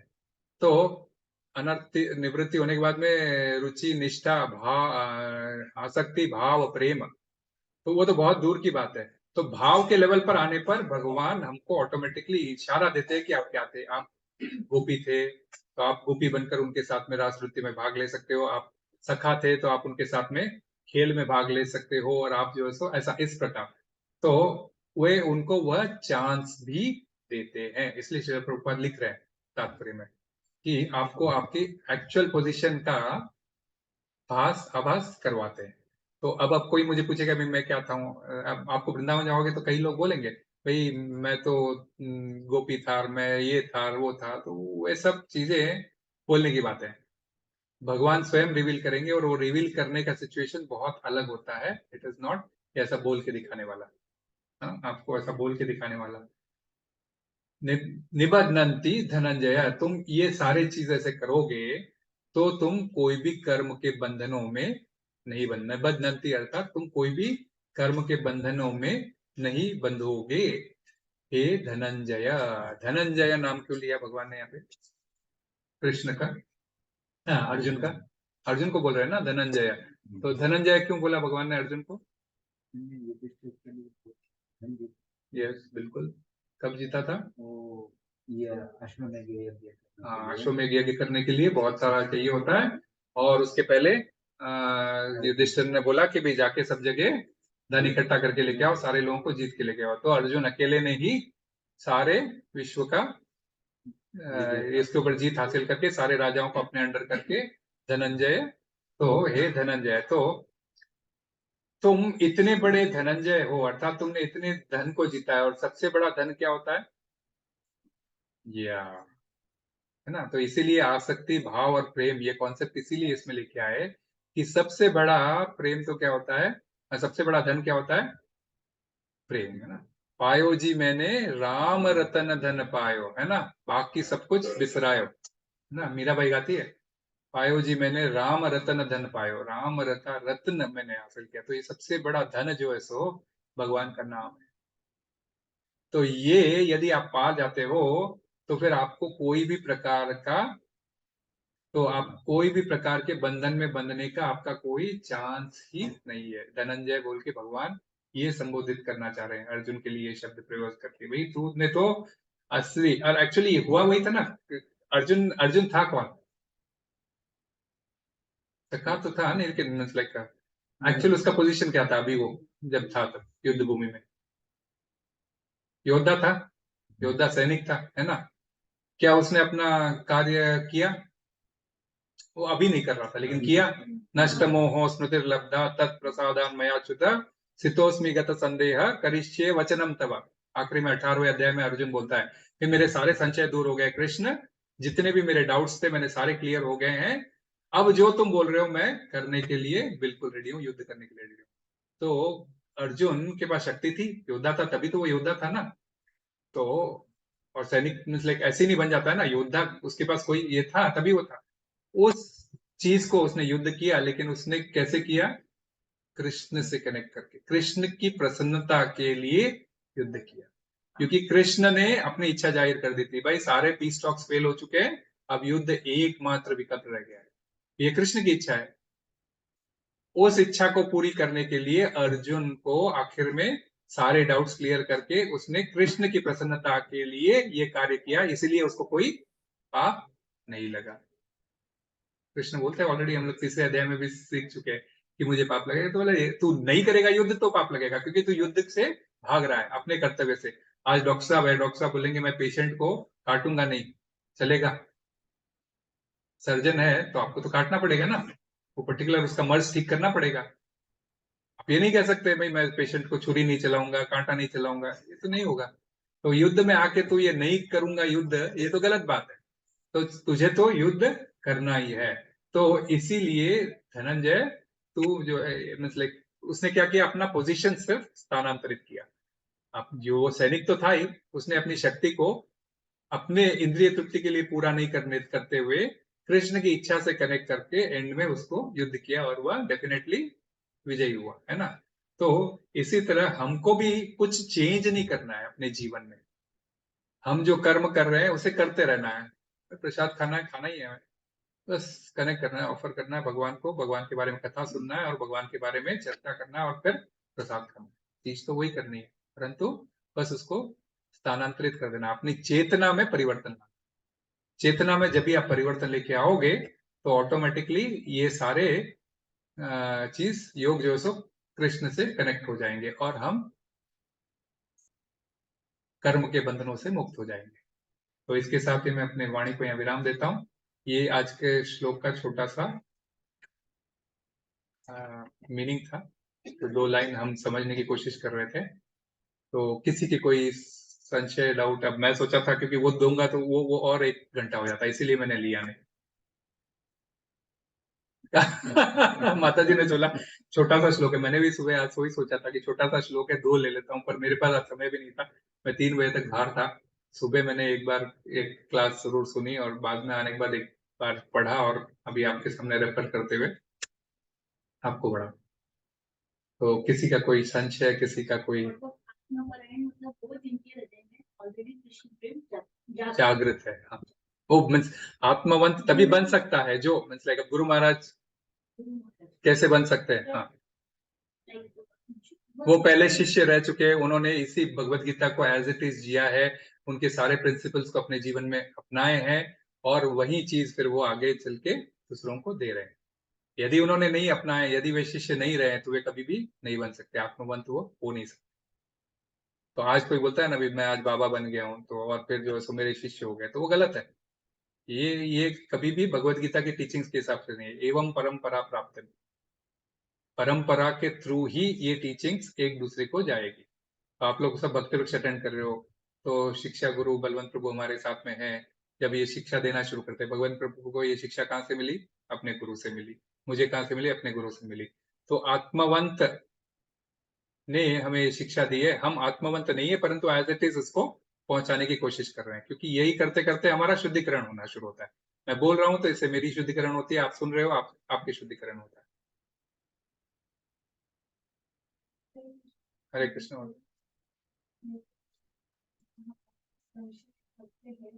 वो नीचे गिर जाते हैं। बिल्कुल। जैसे हम हमेशा जैसे बोला जाता है इसके अंदर कि आप काफी नाम ले लो तो आपको मतलब आपको वैकुंठ मिलता है या फिर आप भगवान प्राप्ति करते हो। फिर वो व्यक्ति संशय पे किया तो वो फिर भी भगवान, क्योंकि उसने एक बार कृष्ण नाम ले लिया, हरे कृष्णा बोल रहे, तो फिर ये कैसे कोऑर्डिनेट होगा? मतलब संशय किया तो गिर जाते हैं और कृष्ण का नाम लिए तो पहुंच जाते, मतलब वो पूरा टाइम तो वो व्यक्ति सोचेगा नहीं ना। यही तो होता है ना, ऑलवेज रिमेम्बर कृष्णा, हम क्यों बोलते हैं?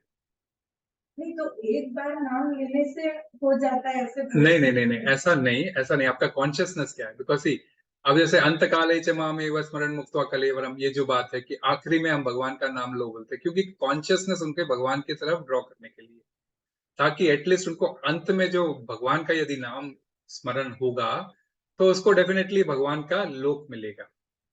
किस लोक में, फिर उसका भाव क्या रहेगा ये पता नहीं हमें। भाई उसको ब्रह्म मिल सकता है, ब्रह्म में जाके वो घूम जाएगा, फिर तो भगवान की सेवा करने उसे पता नहीं तो उसे नीचे गिरना ही पड़ेगा। तो ये जो भाव रुचि ऐसे भाव प्रेम और ये सब जो धरातल आते हैं ये इतने आसान नहीं है, परंतु फिर भी आत्मवंत ऐसा व्यक्ति है जो हमें समय आने पर यदि हम उस भाव पर नहीं पहुंचे हैं तो भी हमें खींचने के लिए काबिल रहता है। कोई डूब रहा है और किसी का हाथ मिल जाए तो हाथ पकड़ के वह किनारे पर पहुंच सकता है। यदि हाथ ही ना मिले, कोई व्यक्ति डूब रहा है, जो बचाने वाला है उसका यदि हाथ पकड़ ले तो फिर वह बच सकता है।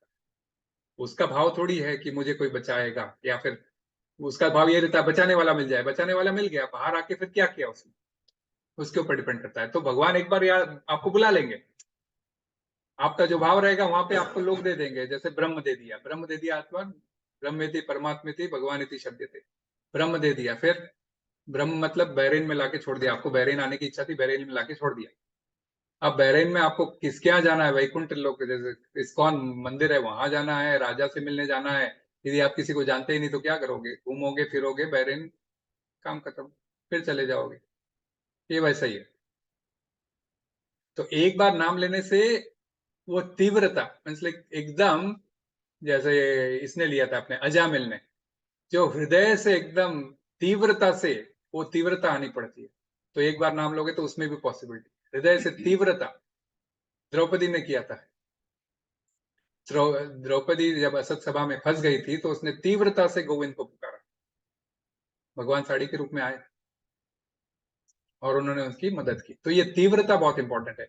एक बार हम हरे कृष्णा बोल दिए तो ठीक है चलेगा क्या? ठीक है चलेगा, वो आपके पुण्य खाते में जमा, मतलब आपके वो ट्रांसेंडेंटल खाते में जमा हो गया। वो जब एक लेवल आएगा तब आपको ट्रांसेंडेंटल फैमिली में जन्म मिलेगा, है ना। इसलिए हम क्यों अभी एवरी ईयर क्यों करवाते हैं ये दामोदर, बार बार क्यों कथा सुनवाते हैं, बार बार क्यों लोगों के यहाँ जाते हैं, बार बार वो कथा वापस उनसे दीपक क्यों लगवाते हैं?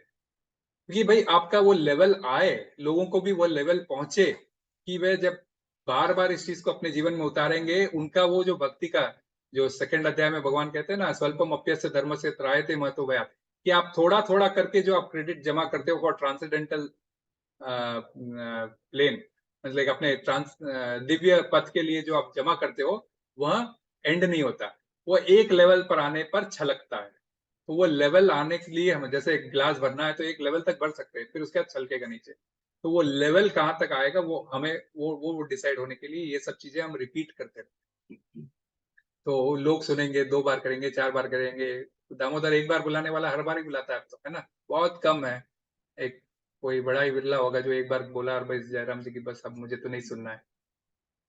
क्योंकि वो जब इस चीज को समझ जाएगा तो ऑटोमेटिकली ये रिन्यूअल है हमारा और ये खाते में जमा होने का है, जब तक हमारे एक लेवल पे नहीं आ जाए। क्योंकि प्रोग्रेस कैसे होता है व्यक्ति का, एक लेवल पर आप पहुंचते हो तभी आपको दूसरे लेवल की ये मिलती है ना। तो उस लेवल पर पहुंचने का एक कुछ मापदंड है, वो हमें पता है। हमें अब बस अपने जो है सो कर्मयोग करते रहने हैं, वो कर्मयोग करते रहना है, कृष्ण को अपने जीवन में जोड़ते रहना है, अपने नियम फॉलो करते रहना है और शास्त्रों के हिसाब से बताए गए करते रहना, तो ऑटोमेटिकली हम वो लेवल पर पहुंचेंगे और एक दिन हमारा ऑटोमेटिकली कृष्णा कॉन्शियस परिवार में जन्म होगा और हो सकता है कृष्ण की प्राप्ति होगी। हरे कृष्ण। और कुछ ऐड करना है तो Prabhu you can add, I really. वो जो बोल रहे हैं एक बार नाम लेने, हाँ वो शुद्ध नाम लेने के हाँ, वो शुद्ध नाम, वो तीव्रता से तो शुद्ध नाम लेने तब तक वो इसलिए चलते रहेगा, नो प्रॉब्लम, हमारा बस में नहीं जाएंगे, शुद्ध नाम लेंगे। शुद्ध नाम पे जाएंगे तीव्रता से। जैसे वो हमारा पार्टनर, उसको हमारी सेवा करती है, जैसे कृष्ण जो है हम उनका अंश, हाँ हमें उनकी सेवा करती है। यस कृष्ण को बीच से सुप्रीम है, वो ही प्रोवाइडर, हाँ हम उनकी क्या सेवा करें?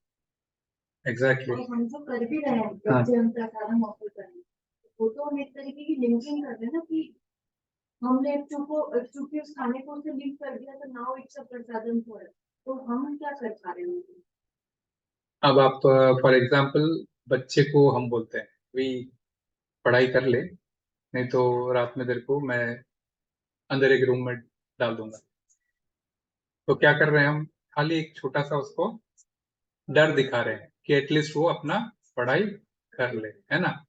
तो हमें वह भाव अभी नहीं है, हमें वह आसक्ति अभी नहीं है, परंतु फिर भी ये प्रोसेस इतना स्ट्रांग है कि अभी मैं जो शिला प्रभुपाद का ये जो कोट कर रहा था कि भाई ये प्रोसेस इतना स्ट्रांग है। आप पहले भले ही उस मन से करो कि भाई मैं हम तो भगवान को ऑफर करके ये लिंक कर दे रहे हैं, लेकिन आप प्रेम से ऑफर करो। ऐसा नहीं कि भाई मुझे ऐसी कृष्ण खाना है खा ले, ठीक है कृष्ण खाना है तो खाएंगे, नहीं तो नहीं खाएंगे। उनको कोई चीज की कमी नहीं है, उनको कोई भी चीज की कमी नहीं है। हम गंगा जी जाते हैं, क्या करते हैं, गंगा जल लेके वापस गंगा में डालते हैं। गंगा के पास पानी कमी है क्या जो आप उठा के वापस उसमें डालते हो?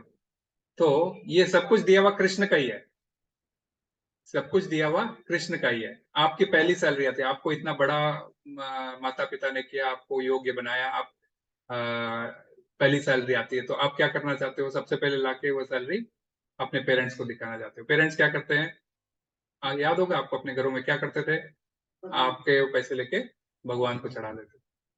तो ये प्रोसेस ही है, ये सारी चीज हमको भगवान ने दी है, तो फिर सबसे पहले हम उनको ही क्यों ना खिलाएं? उनको खिलाने के भी प्रोसेस है, प्रेम से खिलाना होता है। प्रेम से कोई भी चीज है ना, प्रेम से आदान प्रदान होता है, अदरवाइज कोई अकड़ में बोलेगा तो कोई भी काम नहीं करेगा। तो भाई तेरे लिए अलग दिया है तो खा ले, तो कृष्ण नहीं खाएंगे, कृष्ण क्या करने का।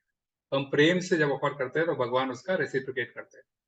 तो उसी प्रकार से हम जब ये प्रोसेस में आ जाते हैं तो भले ही जाने अनजाने में हम जब ये कर्म करते हैं तो हमारे वो जो पाप अवगुण होते हैं, हमें जो जो हमारे हृदय में ग्रंथि ग्रंथि होती है ना, अभी जो मैंने पढ़ी थी, हृदय में जो इच्छाएं होती है वह धीरे धीरे नष्ट होना शुरू हो जाती है।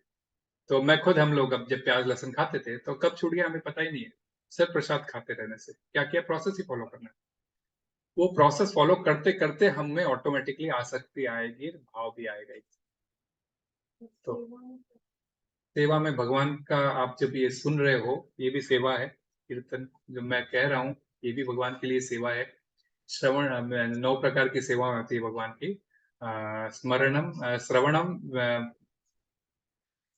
स्मरणम कीर्तनम विष्णु श्रवणम कीर्तनम विष्णु स्मरणम, पाद सेवनम अर्चनम दास्यम साख्यम आत्मनिवेदनम। इस प्रकार से 9 प्रकार की सेवाएं होती है। तो आप भगवान के लिए श्रवण, जैसे आप सुन रहे हो तो ये भगवान के लिए सेवा है। कीर्तन जो मैं कह रहा हूँ, या सब शुरू में मैंने कीर्तन किया था, ये भी भगवान के लिए सेवा है। विष्णु स्मरणम, अब जब हम ये दोनों चीज कर रहे हैं तो ऑटोमेटिकली हम स्मरण किसका कर रहे हैं, कृष्ण का ही कर रहे हैं। तो ये भी सेवा ही है, स्मरण हर समय, ऑलवेज रिमेम्बर कृष्ण। पाद सेवनम, आप उनकी चरणों की सेवा कर सकते हो, मींस लाइक कुछ अर्पण करके। अर्चनम, उनकी पूजा कर सकते हो। वंदनम, उनकी वंदना कर सकते हो। अर्चनम वंदनम दास्यम, उनके दास बन सकते हो। जब हमारे नाम के आगे क्या लगाया जाता है, प्रेममय गोपेश दास, मैं मालिक नहीं हूं, मैं दास हूँ। ये घर किसका है, जगन्नाथ बलदेव सुभद्रा महारानी का है। बलवंत प्रभु उनके दास है और वे उनकी सेवा कर रहे हैं दास भाव में। हनुमान जी के दास भाव में आचार्य है ना, कभी भी राम जी के चरणों में रहते थे। तो ये उनका घर है, हम उनके घर में सेवा कर रहे हैं। दास है। साख्य, उनके फ्रेंडशिप ग्रुप है, जैसे अर्जुन था, उनके फ्रेंड बनकर। तो आज हम वो लेवल पर नहीं हो सकते हैं, समय आने पर, मैंने बोला ना भगवान खुद ही बताएंगे। तो वो, और दास्यम साख्यम आत्मनिवेदनम, सब कुछ न्यौछावर कर देना, जिससे बलि महाराज ने किया था। तो ओनम फेस्टिवल तो जानते हो यहाँ का, केरला का। व्हाइट कपड़े पहनते हैं, 40 आइटम्स बनाते हैं, सद्या बोलते हैं जिसको। तो बलि महाराज जो एक यज्ञ करके स्वर्ग की प्राप्ति करना चाह रहे थे, उनको विष्णु ने 3 कदम मांगे जाके, वामन अवतार लेकर। पहला उन्होंने पूरा पृथ्वी नाप लिया, दूसरा आकाश नाप लिया, और तीसरा कहाँ रखो, तब बलि महाराज ने सब कुछ अपना सर नीचे रख दिया, तो सर पर पैर रख के उनको पाताल लोक भेज दिया। तो वे सब कुछ, भाई सब कुछ जब विष्णु का है तो उनको अर्पण करने में क्या चीज, क्या प्रॉब्लम। उनके गुरु ने बहुत मना किया था, अरे विष्णु सब कुछ छीन लेगा, तू मत कर। उन्होंने बोला जब ये विष्णु ही है तो फिर ये सारा संसार भी विष्णु का ही है, उसे देने में मुझे क्या प्रॉब्लम है, लेने तो उनकी इच्छा थी स्वर्ग की राजा बनने की। इस मनवंतर में नहीं, अगले मनवंतर में वे ही राजा बनेंगे, इंद्र। तो अभी इंद्र जो है सो ये पोस्ट है, इंद्र कोई पोजीशन नहीं है, ये पोस्ट है। अगला पोस्ट बलि महाराज को मिलेगा। बीजो की डाउट्स તમારો પણ फर्स्ट टाइम છે એટલું। हाँ प्रभु, यस यू कैन करेक्ट। इसमें डिवोशनल सर्विस जो है कलयुग में, जो हरे बड़ी नाम, नाम हाँ से सॉरी, बहुत डिफिकल्ट है। हाँ करेक्ट। इसलिए 2 ही कोशिश करते थे हम लोग, जो है भगवान के बारे में सुनना और भगवान का नाम लेना। तो कलयुग में बोलता है कि हरे नाम हरे नाम हरे नाम हरे नाम, सेंटिंग इज ओनली ऑप्शन। और गोपाल जी बोलते हैं कि 99% एडवांसमेंट जो है भगवान का नाम लेने से। जो भी भक्ति करना होता है हमें, भगवान का नाम जब लेते हैं तो सबसे भगवान की सबसे बड़ा सर्विस आरती करने से नहीं होती, उनका हाँ। भोग लगाने से नहीं होता, उनका पाठ सेवन करने से नहीं होता, उनका नाम लेने से। मैं भी थोड़े दिन जल्दी पढ़ी थी, अलग अलग युग में अलग अलग एकदम एक में यज्ञ था, एक में अर्थ विग्रह। सतयुग में जो है धर्म था, त्रेता युग में यज्ञ था, और कलयुग में दर्शन, हर्ष था, और कलयुग में नाम। और हमारे कलयुग में दूसरा कोई भी जो है प्रोसेस जो है, मतलब श्रवण कीर्तन विष्णु स्मरण, इस हमारे में बहुत डिफिकल्ट है। तो इसीलिए भगवान ने सबसे आसान तरीका बताया कि भगवान का नाम लेना। कहते हैं कि अगर भगवान का नाम लेंगे, भगवान सबसे बड़ा आसक्ति तो फेथ है। वहाँ देखेंगे आप प्रभुपाद ने, अगर आप देखेंगे इससे पहले वाले श्लोक में कि फेथ कैसे बढ़ सकता है हम लोग को, ये ज्ञान कैसे मिल सकता है। पर्पट में प्रभुपाद ने क्या लिखा है, प्रभुपाद लिखते हैं इस पर्पट में, हरे कृष्णा, श्रद्धा भक्ति द्वारा हरे कृष्ण हरे Krishna. this faith is attained by the discharge of devotional service and by chanting Hare Krishna Krishna Krishna Hare Hare Hare Ram। 39 श्लोक। हाँ, तो गोपाल जी बोलते हैं कि हमारे लिए कोई और कोई तरीका नहीं, तरीका नहीं। मतलब इस कलयुग में भगवान का, बाकी सब जो कर रहे हैं हम लोग, वो सिर्फ भगवान का नाम अच्छी तरह से लेने के लिए सपोर्ट करते हैं। अगर हम लोग भगवान का नाम नहीं ले रहे, बाकी जो भी कर रहे हैं हम लोग एक्चुअली वेस्ट है। तो एक्चुअली एक तरह से हमारा क्या बोलते हैं, दिखावा, इंद्रिय तृप्ति, yes। इंद्र प्लेजर फॉर आवर सेंसेस, ऐसा बोलते हैं। इसीलिए भगवान का नाम लेना सबसे जरूरी है। इसीलिए हम लोग जब क्या बोलते हैं दीक्षा भी लेते हैं, हम लोग एक ही वाव लेते हैं। हम लोग जो है 16 माला कर सकते हैं। काफी वाव नहीं है कि हम लोग रोज मंगला अरेंज करेंगे, हम लोग रोज आरती करेंगे भगवान की, हम लोग रोज भोग लगाएंगे, ऐसा कोई वाव नहीं। वाव होती है कि 16 माला करते हैं। तो इस कलयुग में हमारे पास जैसा कोई तरीका नहीं है तो यही एक तरीका। इसीलिए डिवोशनल सर्विस इन दिस कलयुग means taking the name of God, chanting the name of God, and listening to the name. ये साइमल्टेनियस प्रोसेस। अगर आप लोग भगवान के बारे में सुनेंगे, भगवान के बारे में अच्छा नाम लेंगे, भगवान का नाम अच्छा लेंगे, तो आपके अंदर दिल में इच्छा होगी तो भगवान जाएगा। इसलिए कलयुग चालू हुआ इसी तरह से, श्रवण से चालू हुआ। परीक्षित महाराज जो है प्रदीप को जगा दी, फिर परीक्षित भगवान ने परीक्षित महाराज को यूज किया, क्योंकि श्रवणाचार्य कौन है? परीक्षित महाराज। परीक्षित महाराज 7 दिन 7 रात बिना सोए, बिना खाए, पूरी समय भगवान का जो है श्रवण किया श्रीमद् भागवत में। इसलिए बहुत जरूरी है कि हमें इस कलयुग में अगर डिवोशनल सर्विस करना है तो भगवान का नाम, भगवान का नाम ही है। बाकी ये सब इम्पोर्टेंट है, ये सब करना, ये 1% लेकिन बाकी ये इम्पोर्टेंट है। इसलिए चैंटिंग इम्पोर्टेंट। 16 राउंड जो हम बोलते हैं, 16 राउंड आप एक शुरू कीजिए। ऐसा 16 एक दिन से नहीं होगा, क्योंकि रुचि आने में टाइम लगता है थोड़ा। तो एक से शुरू कर सकते हैं धीरे धीरे, देन वी गो टू 16। आज भक्तों को पूछो, एक से शुरू करने वाले 16 तक पहुंचे ही है। नहीं एक दो बार किया है। हाँ। तो तब फिर के काम में आ जाते हैं, क्या क्या उर्दू है पूरा सब निर्णय बनते हैं, शांत बैठते हैं काम है। इसलिए तो रील्स बनाना है तो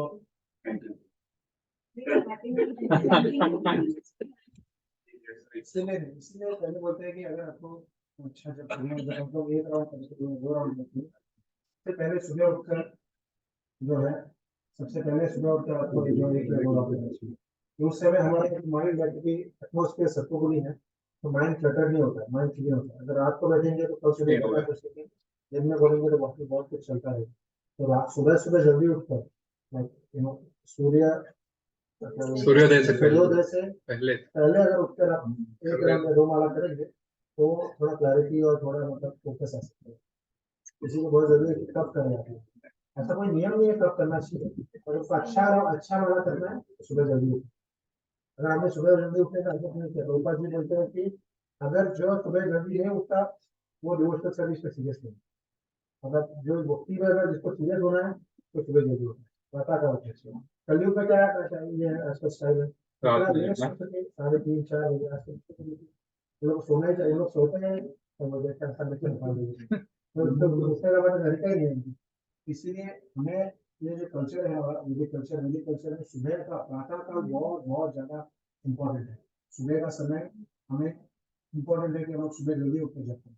पापा जी बोलते हैं कि जो लेट उठता है, सूर्य उदय होने के बाद उठता है, उसको भक्ति में और डिवोशनल सर्विस में कोई इंटरेस्ट नहीं है, कोई इंटरेस्ट नहीं है उसको, इसीलिए वो उठना नहीं है। तो एकदम क्लियर है गोपाल जी, प्रकट बार कृष्ण भागवत जी ने सुबह जल्दी उठने के बारे में फोकस किया, इसलिए जल्दी उठना जरूरी है। इसीलिए हम लोग सबको प्रयत्न करना चाहिए कि जल्दी सो जाए। ऐसा नहीं हो सकता कि रात को 11 बजे सोए और सुबह 4 बजे उठे, और कम दिन वाला तो अच्छा नहीं है। कुछ दिन हो सकता है, बट जल्दी सोना और जल्दी उठना, तो डॉक्टर्स लोग ये बताएंगे जल्दी सोने और जल्दी उठने से काम को भी बताया जाता है। healthy and wise. तो वाइज बनना तो कर्म लेकर एक बनना है तो रीच जोड़ देते थे ना, जैसे हम करते थे। Wealthy and wise.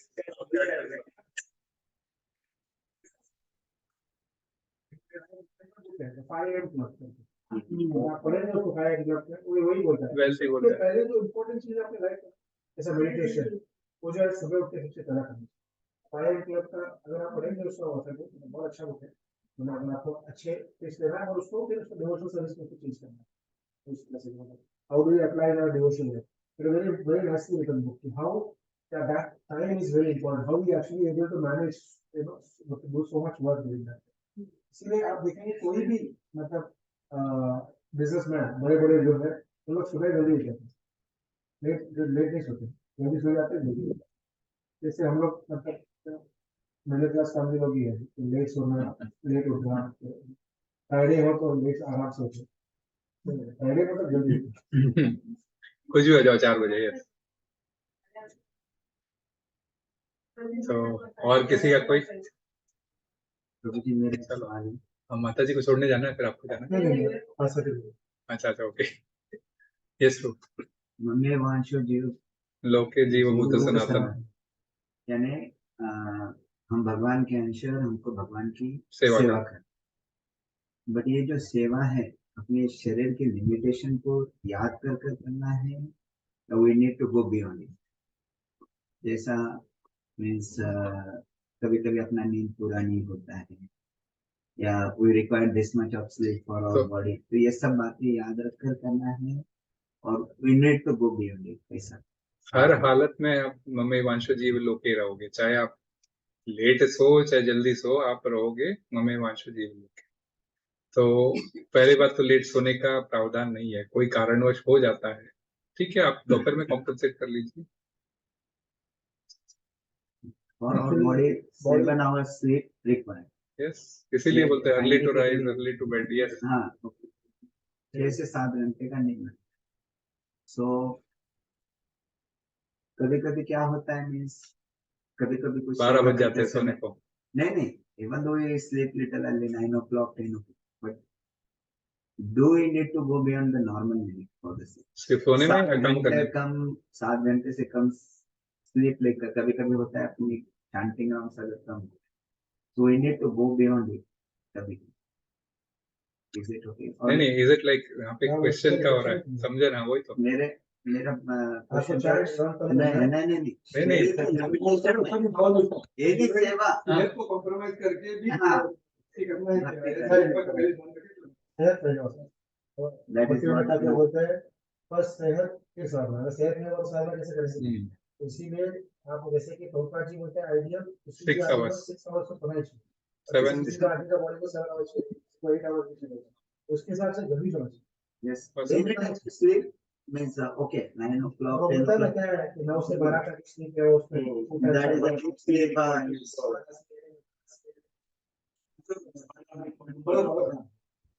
When 9 to 12 is 1 hour equal to 4 hours. Then from 1 o'clock till 3 o'clock 1 hour equal to 1 hour. तो एक्चुअल में जो वही होता है, तभी उसमें एक्चुअली प्रॉब्लम होता है। इसलिए क्यों पॉसिबल है 2 ही घंटा सोते सवेरे 2 बजे उठ जाते थे वो लोग। 4 hours is not equal to number of rest. आपको 9 बजे 9 से 12 is 1 hour equal to 2 घंटे के रेस्ट में, एक्चुअली 6 घंटा सोना उधर ही होगा। हो जाता है, बस 12 बजे उठ जाइए। नहीं, भक्ति विनोद ठाकुर वही करते थे। भक्ति विनोद ठाकुर वही करते थे, रात को 2 बजे उठ जाते थे।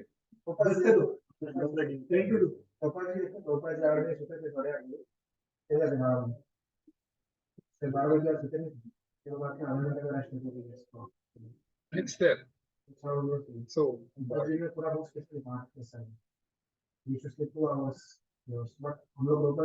हाँ, 10 hours नहीं सोना है। आप 6 घंटे आप सो, बिल्कुल सो। आपको फिर भी नींद ज्यादा चाहिए तो दिन में सो जाओ, कभी 1 घंटे, पर ऑफिस में नहीं होगा। माता जी यहाँ सो सकती है। मुझे एक दो कमेंट करते हैं, तो निबंध नदी, हम लोग निबंध नदी बोल रहे हैं, तो बेसिकली हम लोग सोचते नहीं कि हम लोग बंधे हुए हैं, तो लगता है मैं तो फ्री बर्ड हूँ, लेकिन हम लोग 3 गुणों के बंधन में अटके हुए जीव। यस, तो कुछ भी करो तो कितना भी तो झटपट हो, तुमको ऐसा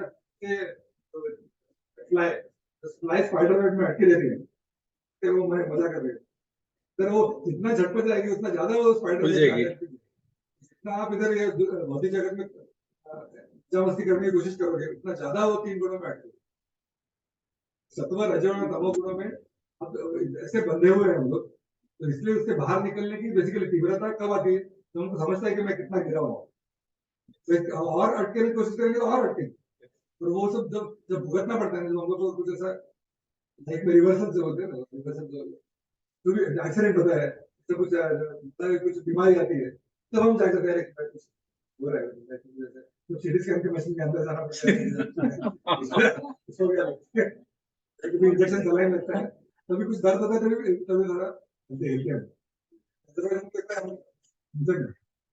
दूसरा मतलब मुझे बोला वो है कि संशय जो आप बोल रहे हैं संशय संशय का दो संशय से संकोच होता है और भय वह तो संशय हम लोग बोलते हैं कि संशय आना तो संशय हमारे संशय ये प्रॉब्लम संशय का है कि आपको संकोच भी होगा भक्ति में आने के लिए और भय भी लगेगा तो जिस चीज में संकोच नहीं करना चाहिए और भय नहीं करना चाहिए उस चीजों में आप करते हैं।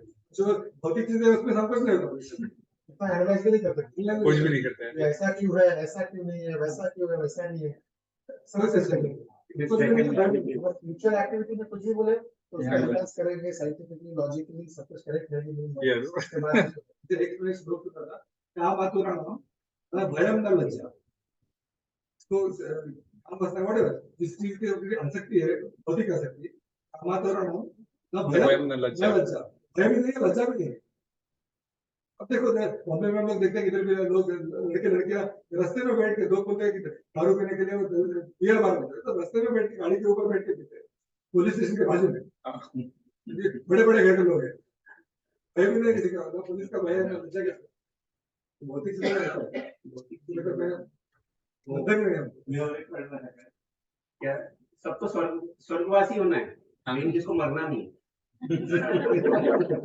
यही हुआ था ना शीला प्रभुपाद को एक बार पूछा था कि भाई इंडिया में तो डेथ रेट इतना ज्यादा है फिर तुम क्या ऐसा जीने की बात लेके आ रहे हो तो शीला प्रभुपाद ने कहा डेथ रेट सभी जगह 100% है ऐसा कोई नहीं है जो जीवित ही रहेगा हर कंट्री का डेथ रेट 100% है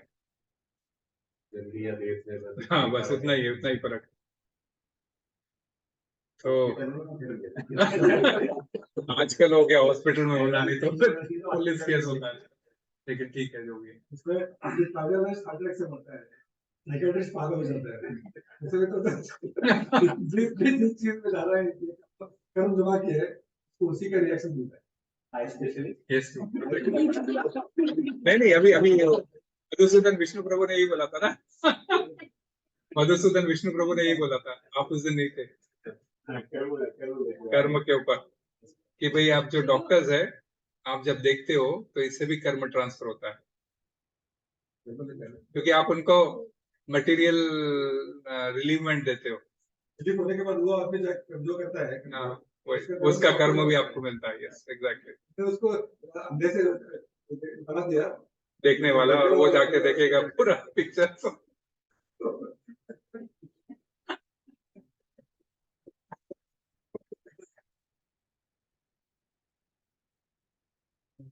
हाँ यही अगर हम तो whatever we do it for Krishna तो वो कर्म का बोझ है वो हमें नहीं लगेगा He will take care of it.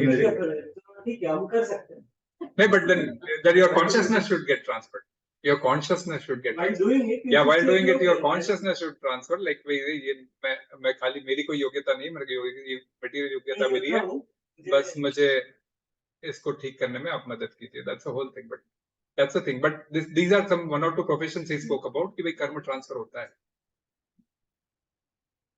yes हरे कृष्ण सभी केसेस में होता है सभी ना कर्म कुछ भी करो आप ना इवन वो छोड़ दो आप बच्चों को कृष्णा कॉन्शियसनेस नहीं बनाते हो तो भी कर्म बंधन होता है तो भी कर्म बंधन होता है या आप बच्चों को यदि कृष्णा कॉन्शियसनेस नहीं दे सकते हैं तो आपको कर्म बंधन लगेगा दैट्स आल्सो देयर जो अदर जॉब्स है मतलब डॉक्टर्स के अलावा वो भी कहीं ना कहीं तो कर्म आ ही रहे ना आई रहे डिपेंड है कि कैसा प्रोफेशन कर रहे हैं कैसा प्रोफेशन कर रहे हैं उसके हिसाब से और इंटरफेयरिंग इन वर्क्स नेचुरल ये जैसे कि doctor is actually interfering in God's karma that's what तकलीफ देना उसको ठीक करना ही is actually interfering in God's karma इसीलिए डॉक्टर को ज्यादा जी जैसे लक्ष्मी जी को भी तो किया था ना हम हनुमान जी पर क्या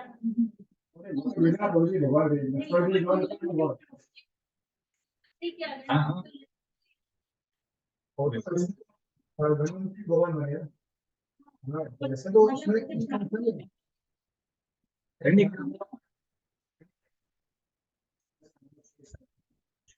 और ये कोशिश करेंगे वो दैट इज बहुत ज्यादा है उसमें तो, स्पेशली स्किन।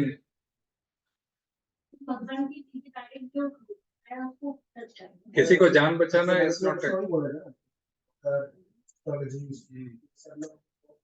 लगता है ये तो कोशिश करनी चाहिए कि पेशेंट को भी कुछ बढ़ावा देंगे। हाँ, exactly. तो ऑपरेशन के बाद फोटो दो, भगवदगीता दो। नहीं, तो भक्ति वेदांत हॉस्पिटल का एग्जैक्टली वही कॉन्सेप्ट है। आप देखोगे तो हाँ, यहाँ पे नहीं दे सकते, यहाँ पे मत ट्राई कर। ट्राई कर सकते थे, तो भी पेशेंट आता था उसको तो ट्राई कर सकते थे। यस, एग्जैक्टली, सुकृति, लाइक कुछ भी करो उनको प्रसाद दो एटलीस्ट, लाइक सो इनडायरेक्टली आप उस चीज को मिटिगेट करो। तो हम यस, एक्चुअली जैसे हम लोग बोल रहे हैं कितने बजे की सोना चाहिए, 6 घंटा, 4 घंटा, 3 घंटा, जो भी है। हम लोग ज्यादा सोते हैं स्लीपिंग को, तो वो भी तो इंद्र तृप्ति होगी। यस, करेक्ट है।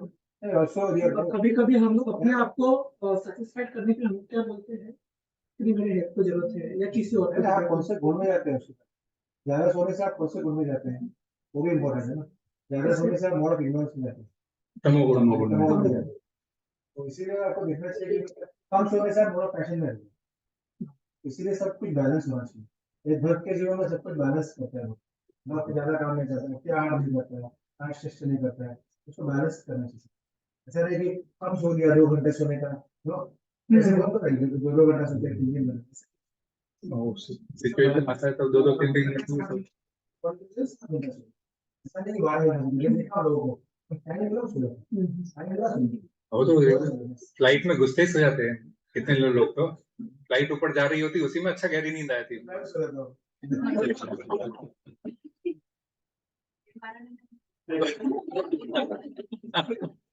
नहीं होते ब्रो, किसी को नींद आती है, हमारे जैसे को बिल्कुल भी नहीं आती है ट्रैवलिंग में।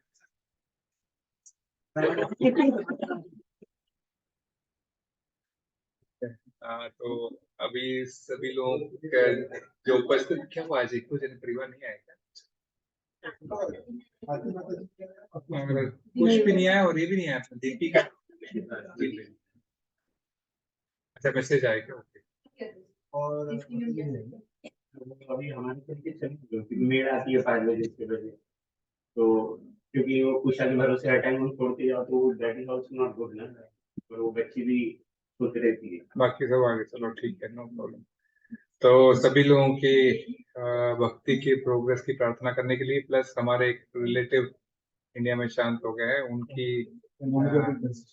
क्या आज सिस्टर, ओन कजन सिस्टर, वो हमारे भी कजन चाहते हैं, कजन चाचा कल रात में एक्सपायर हो गए थे आज, तो बड़दादा जी से कनेक्शन। तो ठीक है, पीडीओ में तो कोई ऑप्शन नहीं है दूसरा। उन सब की प्रार्थना के लिए हम नरसिंह भगवान से प्रार्थना करते हैं। तो आज हमारे मेरे इन-लॉज की एनिवर्सरी भी है। हरे कृष्णा, बहुत ही अच्छा। तो प्रभु और माता जी के आए हुए हैं बहरीन भाई, ये अब जो भगवद गीता देख रहे हो, प्रभु और माता जी लेके आए थे शुरू। हरे कृष्णा। अच्छा, आपके पापा मिला है। अच्छा, इन लॉज बोल रहे थे उधर, ओके सॉरी सॉरी। हाँ ओके, रीना माता जी वो भी आए हुए ना, नहीं आए? हाँ आए ना, कुछ लास्ट टाइम ही तो आए थे। तो इन सब की मंगल कामना के लिए, एनिवर्सरी के लिए हम नरसिंह देव से प्रार्थना करते हैं। बोलो श्री विघ्न विनाशक नरसिंह देव भगवान की जय।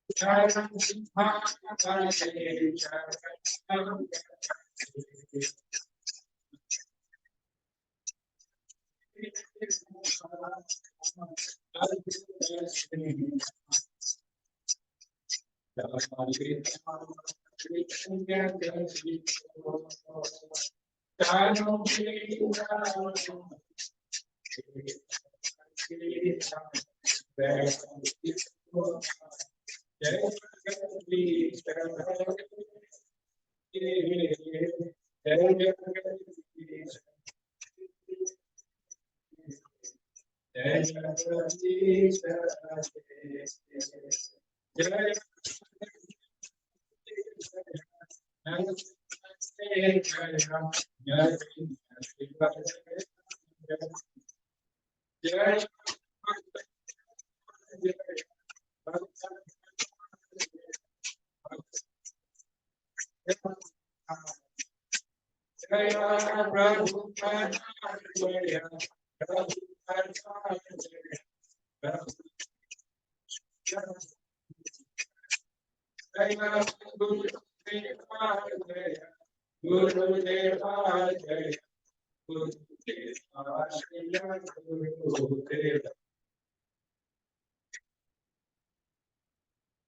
जय।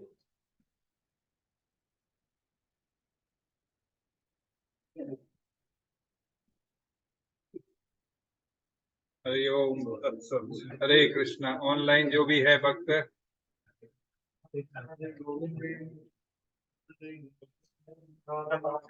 हरे